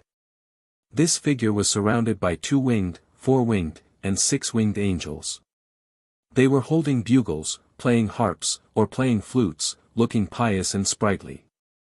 At the foot of the mountain range, 2 12-winged angels were humbly walking towards the mountaintop, each holding a baby in their arms. The baby on the left had curly black hair, and the baby on the right had pale blonde hair. One of their eyes was black, the other golden. Elsewhere in the mountain range, there was a vague depiction of a giant with chains at its legs and a dragon that had its legs bound and never be able to land. Horamik first looked at the baby on the left, and his genial expression became increasingly serious. He said a word in a very low voice, Amon. Then, he turned to look at the baby on the right, and after a few seconds of silence, he said another name, Adam, Amon, Adam. As Klein repeated the names, he felt that the fog that hung over the history of the 4th epoch and the 3rd epoch was growing thicker. He combined all the information he had learned and quickly made a guess. On the mountaintop, the figure in front of the glowing cross is surrounded by angels, with giants and dragons submitting to it. It's definitely a real god that's at sequence 0. Another being who likes to partially use the cross as a symbol is the true creator. It's said that Amon is the descendant of an ancient sun god, but the one at the top of the mountain doesn't seem like a pure sun god. Could it be that he is the Lord that created everything, the omnipotent and omniscient God that the City of Silver believes in? This is in accordance with the legends of the City of Silver. The awakening of the Creator who stripped the King of Giants and the Dragon of Imagination and other ancient gods of their authorities. The so-called ancient sun god is actually the Lord that created everything as spoken about in the City of Silver. He may be in charge of the domains such as sun and time. In addition, the authorities of the giant king, Ormur, and the dragon of imagination, Ankwelt, has likely returned to him. This can no longer be completely contained within sequence 0. So, the original Amon was the descendant of the City of Silver's Lord that created everything, the omnipotent and omniscient God, who inherited the beyonder characteristics of the time domain. This seems to slightly explain why he remained silent in the City of Silver's dungeon for decades. Apart from him, there's also another descendant of the Lord that created everything, the omnipotent and omniscient God, named Adam. What did Adam inherit in the beginning? Does he still have a descendant alive, and if so, where would he be? What's the relationship between the true Creator and that person? Is it simply an imitation by using the Creator's title and the symbol of the cross? Or is there some deeper connection between the two? Klein didn't let his doubts show too much. After all, the magic mirror, Rhodes, could be sizing him up. Horamek stared at the mural for a while, then he suddenly took a few steps forward and pressed his extended palms against the wall. Without a sound, the majestic mural disintegrated, turning into pieces of stone fragments that landed on the ground. Even the color quickly evaporated, disappearing without a trace. The Church of the God of Steam and Machinery is consciously concealing the history of the third and fourth epochs. Are the other churches the same? Klein frowned and followed the Horamek doll to the other side. After making a half-circle, they discovered another thing. A stone door, which only had an outline, loomed in the corner. At this moment, the Horamek doll's joints were constantly creaking, but this didn't stop him from quickly approaching the stone door and reaching out with his right hand to attempt to push. Above the stone door, there was a sudden burst of aqueous light that condensed into a scene that looked so real that it seemed possible to directly touch it. Dark blue waves were surging forward, and there was a dense black mist that looked like liquid. A craggy mountain protruded from the mist, continuously flowing with viscous liquids. Behind this mountain, the black mist seemed endless, with no end in sight. There was also no limit to its depth. The deeper one looked, the more placid it felt. It was as if once something fell in, it would fall forever. What is this place? Klein's expression didn't change as he muttered inwardly. Horamek retracted his palms and watched as the scene gradually faded until it disappeared. He leaned his head back and sighed to himself while feeling perplexed. The abyss. That's the source of all corruption. It's said that it's an abyss that can even corrupt a true god. Klein was amazed, but as a former clown, he regulated his expression and limbs to appear unperturbed. He immediately thought of something. Roselle, who was exploring the fog sea, had once deviated from his path, leaving behind a puzzling sentence, "I saw the abyss." As Klein pondered about the layers of waves that were surging towards the black fog, he made a conjecture. There's an entrance to the abyss somewhere in the fog sea. Immediately after, he looked towards the stone door. He suspected that Amon, who lurked around the City of Silver, had employed a certain ritual. After finishing the tomb, he didn't depart from it normally, instead, he used a special tunnel to head for the abyss. Thus, in the eyes of most people, he was already dead. As for whether the City of Silver or the forsaken land of the gods was located somewhere in the abyss, Klein couldn't be sure. After all, the history of this tomb was at least 1,500 years old, so Amon had plenty of time to use the abyss to go somewhere else. Would he still occasionally come back to siphon off time? If he finds out that someone has dug up his grave, the expression on his face would definitely be very marvelous. Klein rejoiced for a baffling reason. At this moment, the Horamic doll held his left hand in his right palm and abruptly twisted it. With a creaking sound, his left hand was bent at the wrist, but there were no bones that pierced out of his skin, spewing out flesh and blood. There was a heavy, black metal tube inlaid in his left wrist. His entire left arm was a small-caliber mystical cannon. To hide a mole of advanced technology, he truly is worthy of being from the machinery hive mind. However, the requirements and costs for such a thing are too high. Clearly, it could only be provided to specific personnel and not for military troops. Klein felt that today was an eye-opener for him, an opportunity to see another development path in the mysterious world. The only problem is that beyonder characteristics are conserved, artisans are limited, so many things cannot be mass-produced. The Horamic doll put his left wrist against the stone door. Inside his body, the sound of gears grinding against each other as they revolved emitted an intense spirituality radiance. A ray of light that was as bright as day appeared and disappeared. The stone door suddenly turned into pure powder, as if it had never existed. He destroyed the door. If Blasphemer Amon encounters an emergency situation and attempts to return here, only to find the door gone, that would be fun. Klein almost laughed when he imagined that scene. This was the end of the Amon family's tomb exploration. The scene surrounding Klein quickly shrank and became the background. An illusory, ancient, and bizarre silver mirror appeared in midair. The black, eye-like gemstones on the mirror flickered. White words were quickly outlined in the mirror: "Your loyal servant, Rhodes, has finished reporting and is ready to serve you at any time again." Klein was a bit wary and unaccustomed towards the fellow who appeared too enthusiastic. He nodded and said, "Well done, you may leave first." Yes, the mighty existence above the spirit world. As soon as Rhodes produced that line of words, the scene around him shattered into pieces. After confirming that its power had left his dream, Klein thoughtfully said to himself, "The mighty existence above the spirit world? It really has vaguely sensed the grey fog. Does this magic mirror with a wicked sense of humor really wish to rely on me, or does it have some other purpose? I have to watch carefully, otherwise, with it at the machinery hive mind, I don't want to be repeatedly blasted with cannon fire." Rounding up his thoughts, Klein began looking forward to the next day. After the machinery hive mind tidied up their spoils, they were likely to get him to choose an item. Chapter 449 in Empress Borough, inside the opulent villa of Earl Hall. The cold air was kept out by the windows and walls. The building's interior was warm as though it were spring, and the fireplace was elegant. Audrey Hall was having her measurements taken by the fashion designer, Mrs.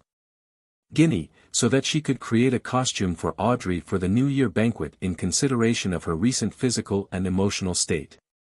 At this moment, her personal maid, Annie, came close to her ear and whispered, "Lady Escalante is here." Such a fast response. Audrey was delighted, but she didn't make an obvious show of it on her face. With a faint smile, she said, "Please get her to wait in my art studio." For 5 minutes. Art studio? Annie asked in surprise. Yes, I'd like to ask her to admire my recently completed oil painting. She says that content that is painted in a relaxed state easily allows one to express their true thoughts and emotions, Audrey explained unhurriedly. Annie suddenly felt enlightened. Yes, miss. Less than 5 minutes later, Audrey entered the studio and saw Escalante admiring the paintings on the walls. That's Mr. Cenci's Inner Heart's Night, a masterpiece that allows one to feel peace. She smiled and introduced the painting to Escalante. Cenci's Inner Heart's Night? One of the top 10 works of last year's top 100-century-old paintings that the Tussock Times voted for. Escalante was obviously the kind of person who often read newspapers. And as a beyonder of the Spectator pathway, she had a good memory. Yes, Audrey replied simply, as though it was a trivial matter. I actually have the honor of seeing the real deal. Escalante looked up at the painting again. She swallowed back the words, this is worth at least a manor, unwilling to appear too Philistine. Audrey didn't continue introducing the other paintings. She found a reason to send Annie away and motioned to Susie to stand guard outside the door. Susie read her hint without any hindrance, wagged her tail, and scampered out. Escalante closed the door and went back to the easel's side. Before Audrey could ask, she took the initiative and said, we have both the human skin shadows characteristic and the wind-blessed potion formula. However, there is no need for us to sell it unless the other party is able to provide an irresistible offer. The willingness to negotiate means there's hope. Audrey's green eyes darted slightly as she asked with a chuckle, what do you wish to receive in exchange? Escalante stroked her hair and gave her pre-prepared answer. 2,500 pounds for the human skin shadow characteristic, and 3,000 pounds for the wind-blessed potion formula. Quite a huge premium. Although Audrey didn't find them expensive, she lamented the fact that the Psychology Alchemist's premium had exceeded 50%.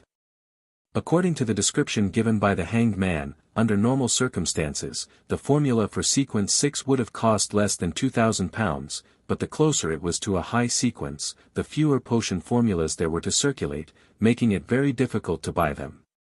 There was no normal situation, and what was even more important was that even if one chanced upon a sale, it was very difficult to ascertain their authenticity.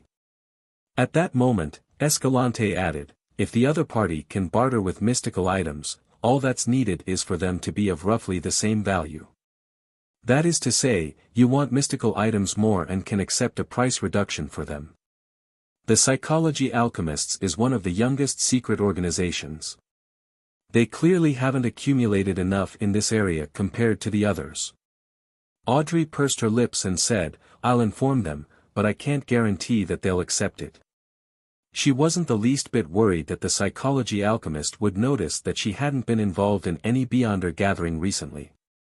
After all, her schedule was rather tight, afternoon tea, music lessons, dinners, dances, equestrian training, language lessons, dancing lessons, and so on. There were too many opportunities for her to interact with different people.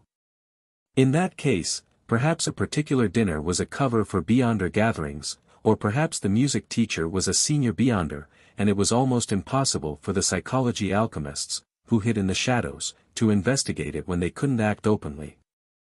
Having said this, Audrey curiously asked, Ms.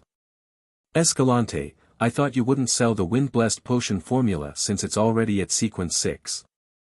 Heh, if there's a chance, it might be more useful to spread this information out, Escalante answered vaguely. In her mind, although Miss Audrey was a new member who had a high level of importance attached to her by the organization, she was still a new member after all. There were many things she couldn't know about. Why? Audrey suppressed her doubts and smiled sweetly. She asked innocently, Ms. Escalante, if this deal succeeds, can you count it as my contribution?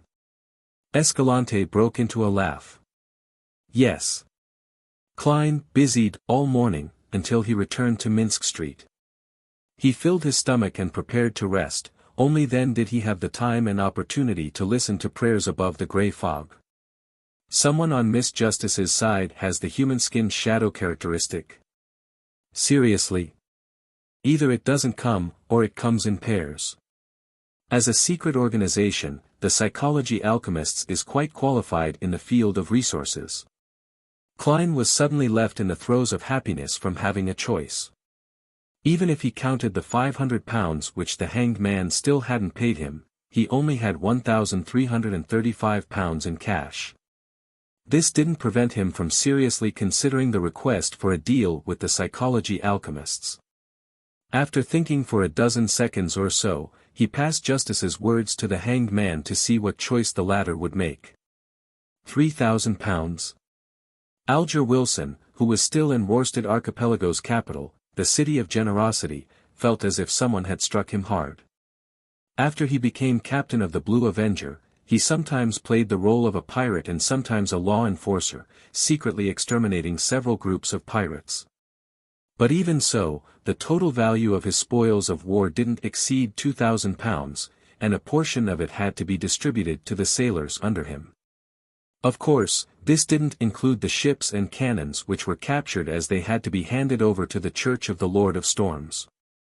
This made Alger often sigh that most pirates weren't rich, that they were used to squandering on having opulent lives. Liquor, barbecue, oars, marijuana, and gambling had drained the pirates of their money.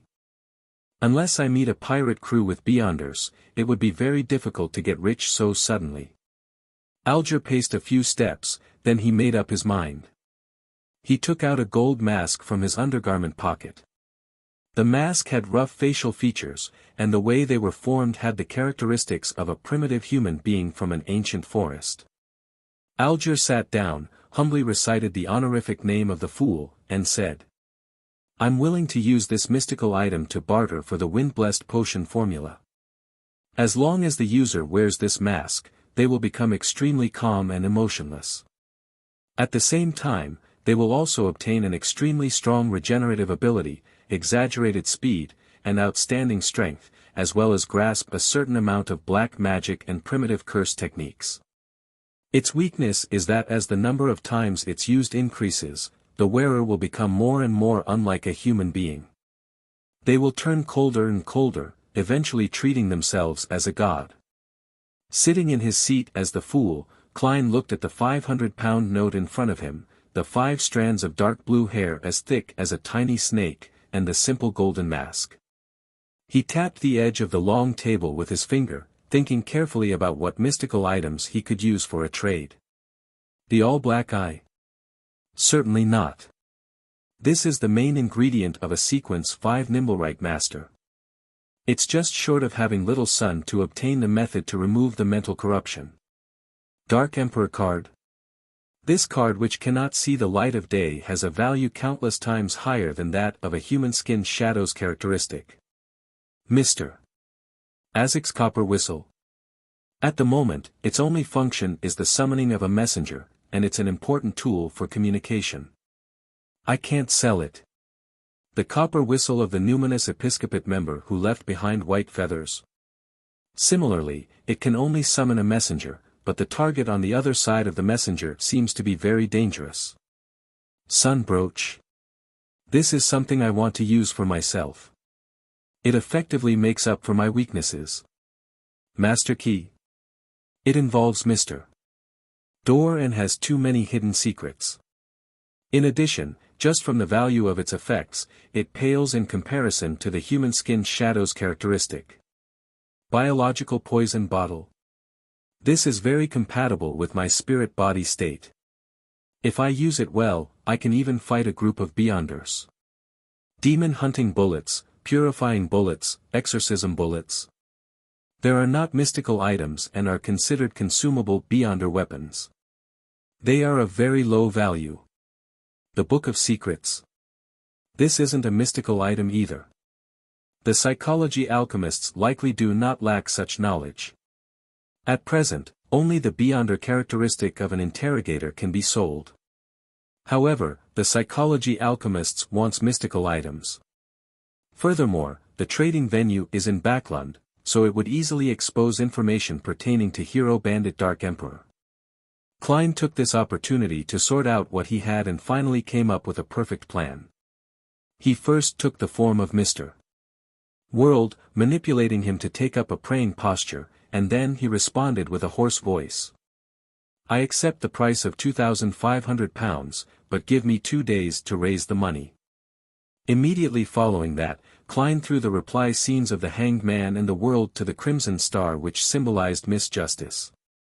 After receiving affirmation from Miss Justice, Klein waited patiently all afternoon at Minsk Street. It was late afternoon when the Machinery Hive Mind member, Carlson, rang his doorbell. Klein didn't ask anything further.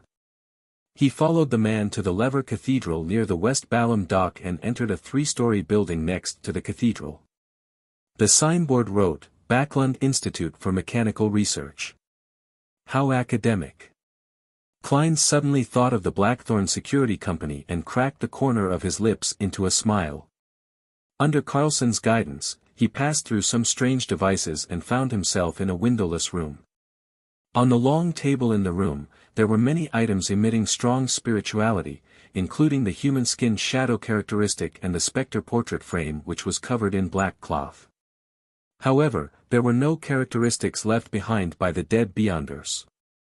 Obviously, the higher-ups of the machinery hive mind don't want me to know about the law of indestructibility and conservation.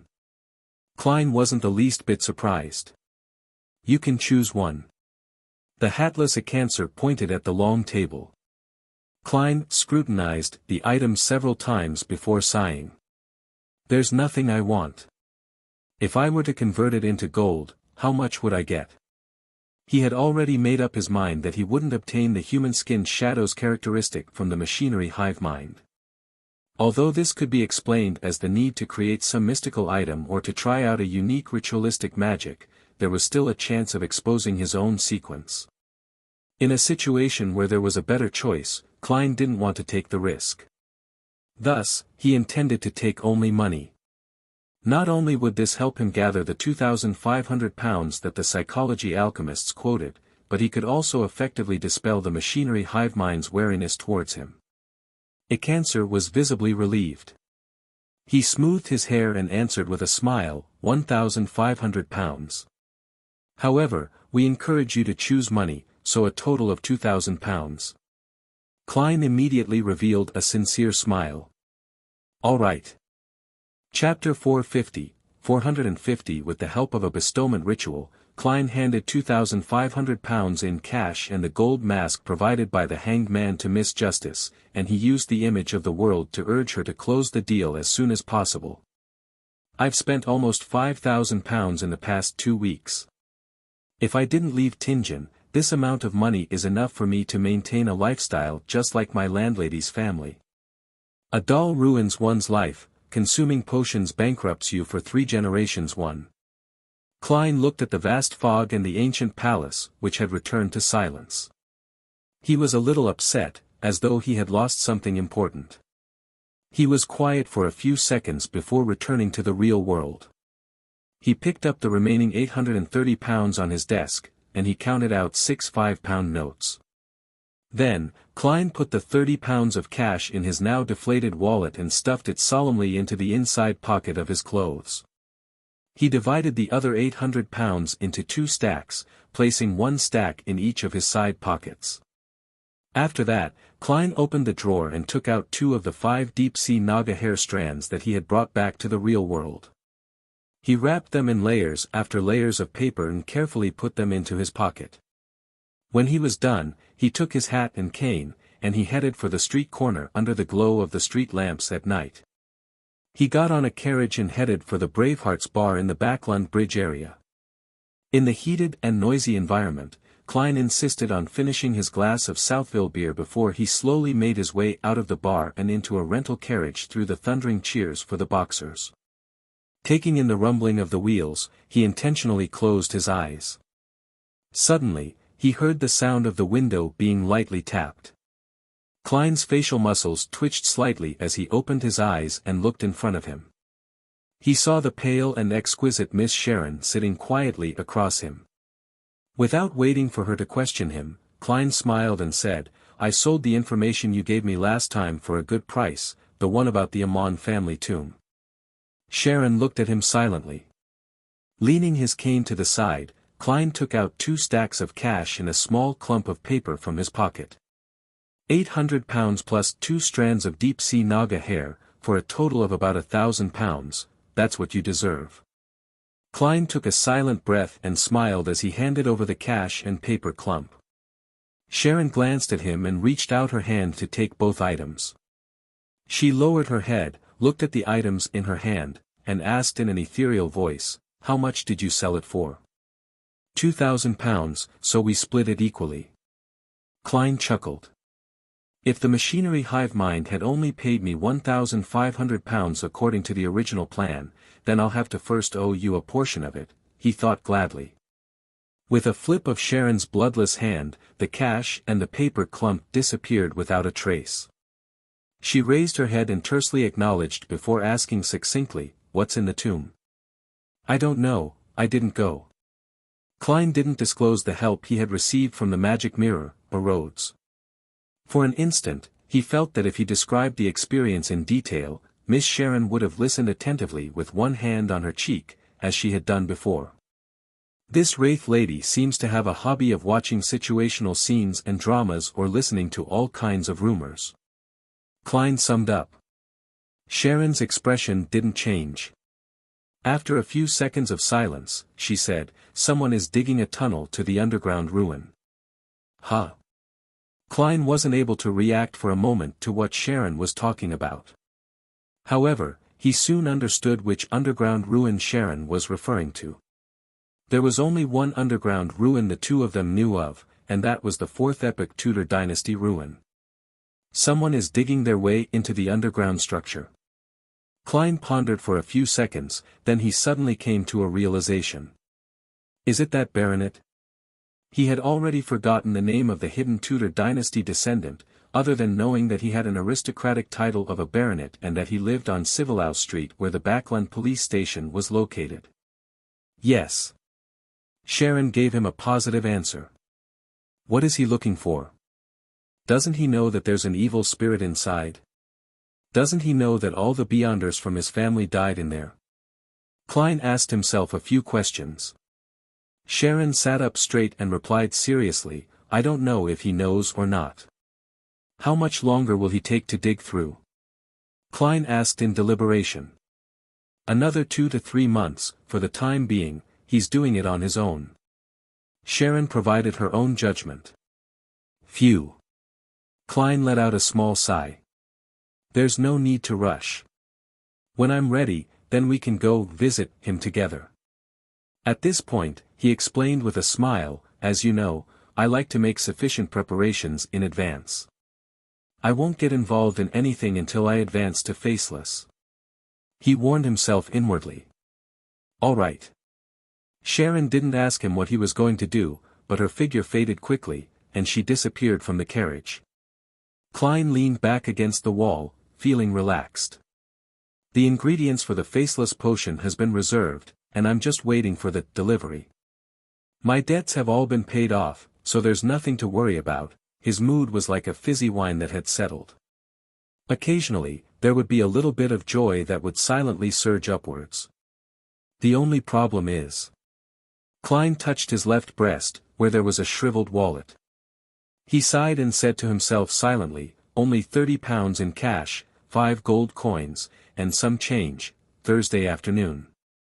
Audrey Hall was waiting in the study for the arrival of Miss Escalante.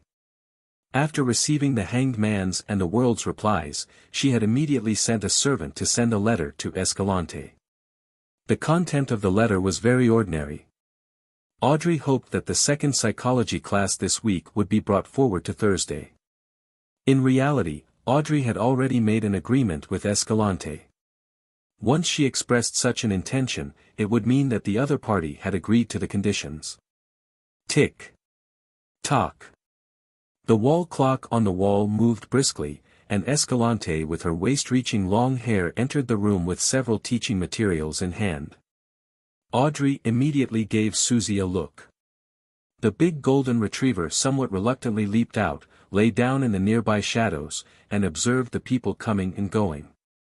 Escalante closed the study door, looked around slowly, then sat down across the small white round table and put down the teaching materials. "Are they paying for it in cash, or with some kind of mystical item?" This member of the Psychology Alchemists asked in a low voice. One directly gave £2,500, and one provided a mystical item. Audrey flippantly took out a white cardboard box from her medium-sized orange handbag. The outside of the box was covered with a wall of spirituality. After removing the wall of spirituality, she opened the lid of the box, revealing the simple golden mask. Then, she recounted the flaws and effects of the mask. To be honest, she was very curious when she received the mystical item. She had wished to test its effects since it was her first time coming into contact with a mystical item. However, she finally resisted her urges, as she didn't wish to turn cold. It's basically the same value. Escalante tried it and breathed a sigh of relief. After 2 seconds, she pulled out the thickest textbook and flipped to page 48. The middle part of the textbook had been hollowed out. There was an iron box about the size of a palm and a rolled-up piece of parchment. Human skin shadow characteristic. Wind-blessed potion formula, Escalante showed and introduced them to her. Audrey's gaze cast towards the characteristic which resembled a diamond. The face inside left her head spinning. This has the ability to restrain a spectator's powers. Is this the sequence pathway of Mr. World? No wonder. Audrey looked away and studied the formula. This has the ability to restrain a spectator's powers. Is this the sequence pathway of Mr. World? No wonder. Audrey looked away and studied the formula. Sequence 6, Wind Blessed. Main ingredients, 6 crystalline feathers of a blue shadow falcon, a pair of dragon-eyed sea condor eyes. Before Audrey could examine the supplementary ingredients, Escalante rolled up the parchment in time. After that, she set up the wall of spirituality around the metal box again, closed the textbook, and pushed the thick book towards Audrey. Audrey held the book, but she didn't hand over the gold mask and 2,500 pounds to Escalante in a timely manner. Seeing the look of puzzlement in Escalante's eyes, the prepared Audrey smiled and said, "The other party is worried that the characteristic doesn't match and that the formula is fake. They hope to verify it first. And before the verification, the money and items will all be held under my custody. All of them believe in my trustworthiness, and I do not wish to lose this reputation. I understand their concerns." Escalante paused for a moment before saying, "We trust you, too." Since the money and items were in the hands of one of her own members, she wasn't worried about being cheated despite feeling upheavals. Besides, Miss Audrey is rich and powerful. She can be trusted to be a guarantor, Escalante thought with relief. In the ancient palace above the fog, Klein held a spirit pendulum in hand, divining the authenticity of the wind-blessed potion formula. He didn't wish to inadvertently lose the most experienced and powerful member of the Tarot Club, Mr. Hanged Man. When he opened his eyes and saw the topaz pendant turning clockwise, Klein heaved a sigh of relief and sent his thoughts to the crimson star that symbolized the Hanged Man. City of Generosity. Alger first saw the endless gray fog before hearing Mr. Fool's low but distant voice. "Miss Justice has completed the deal." An illusory piece of parchment appeared in front of Alger. On it was the wind-blessed potion formula. With the potion going through Mr. Fool's hands, he had no qualms about the authenticity of the formula. He bowed his head respectfully and thanked him. When the illusion dissipated, he immediately found a pen and paper to jot down the potion formula. Then, he paced back and forth in excitement, muttering to himself, "Blue Shadow Falcon. That primitive island has it." After finishing the matter regarding the Hanged Man, Klein finally had the time to check his human skin shadow characteristic. After confirming its authenticity, he relaxed and leaned back in his chair, exhaling happily. Finally. After 3 seconds, Klein suddenly sat up, and he decided that there was no time to lose. Tonight, he would concoct the faceless potion.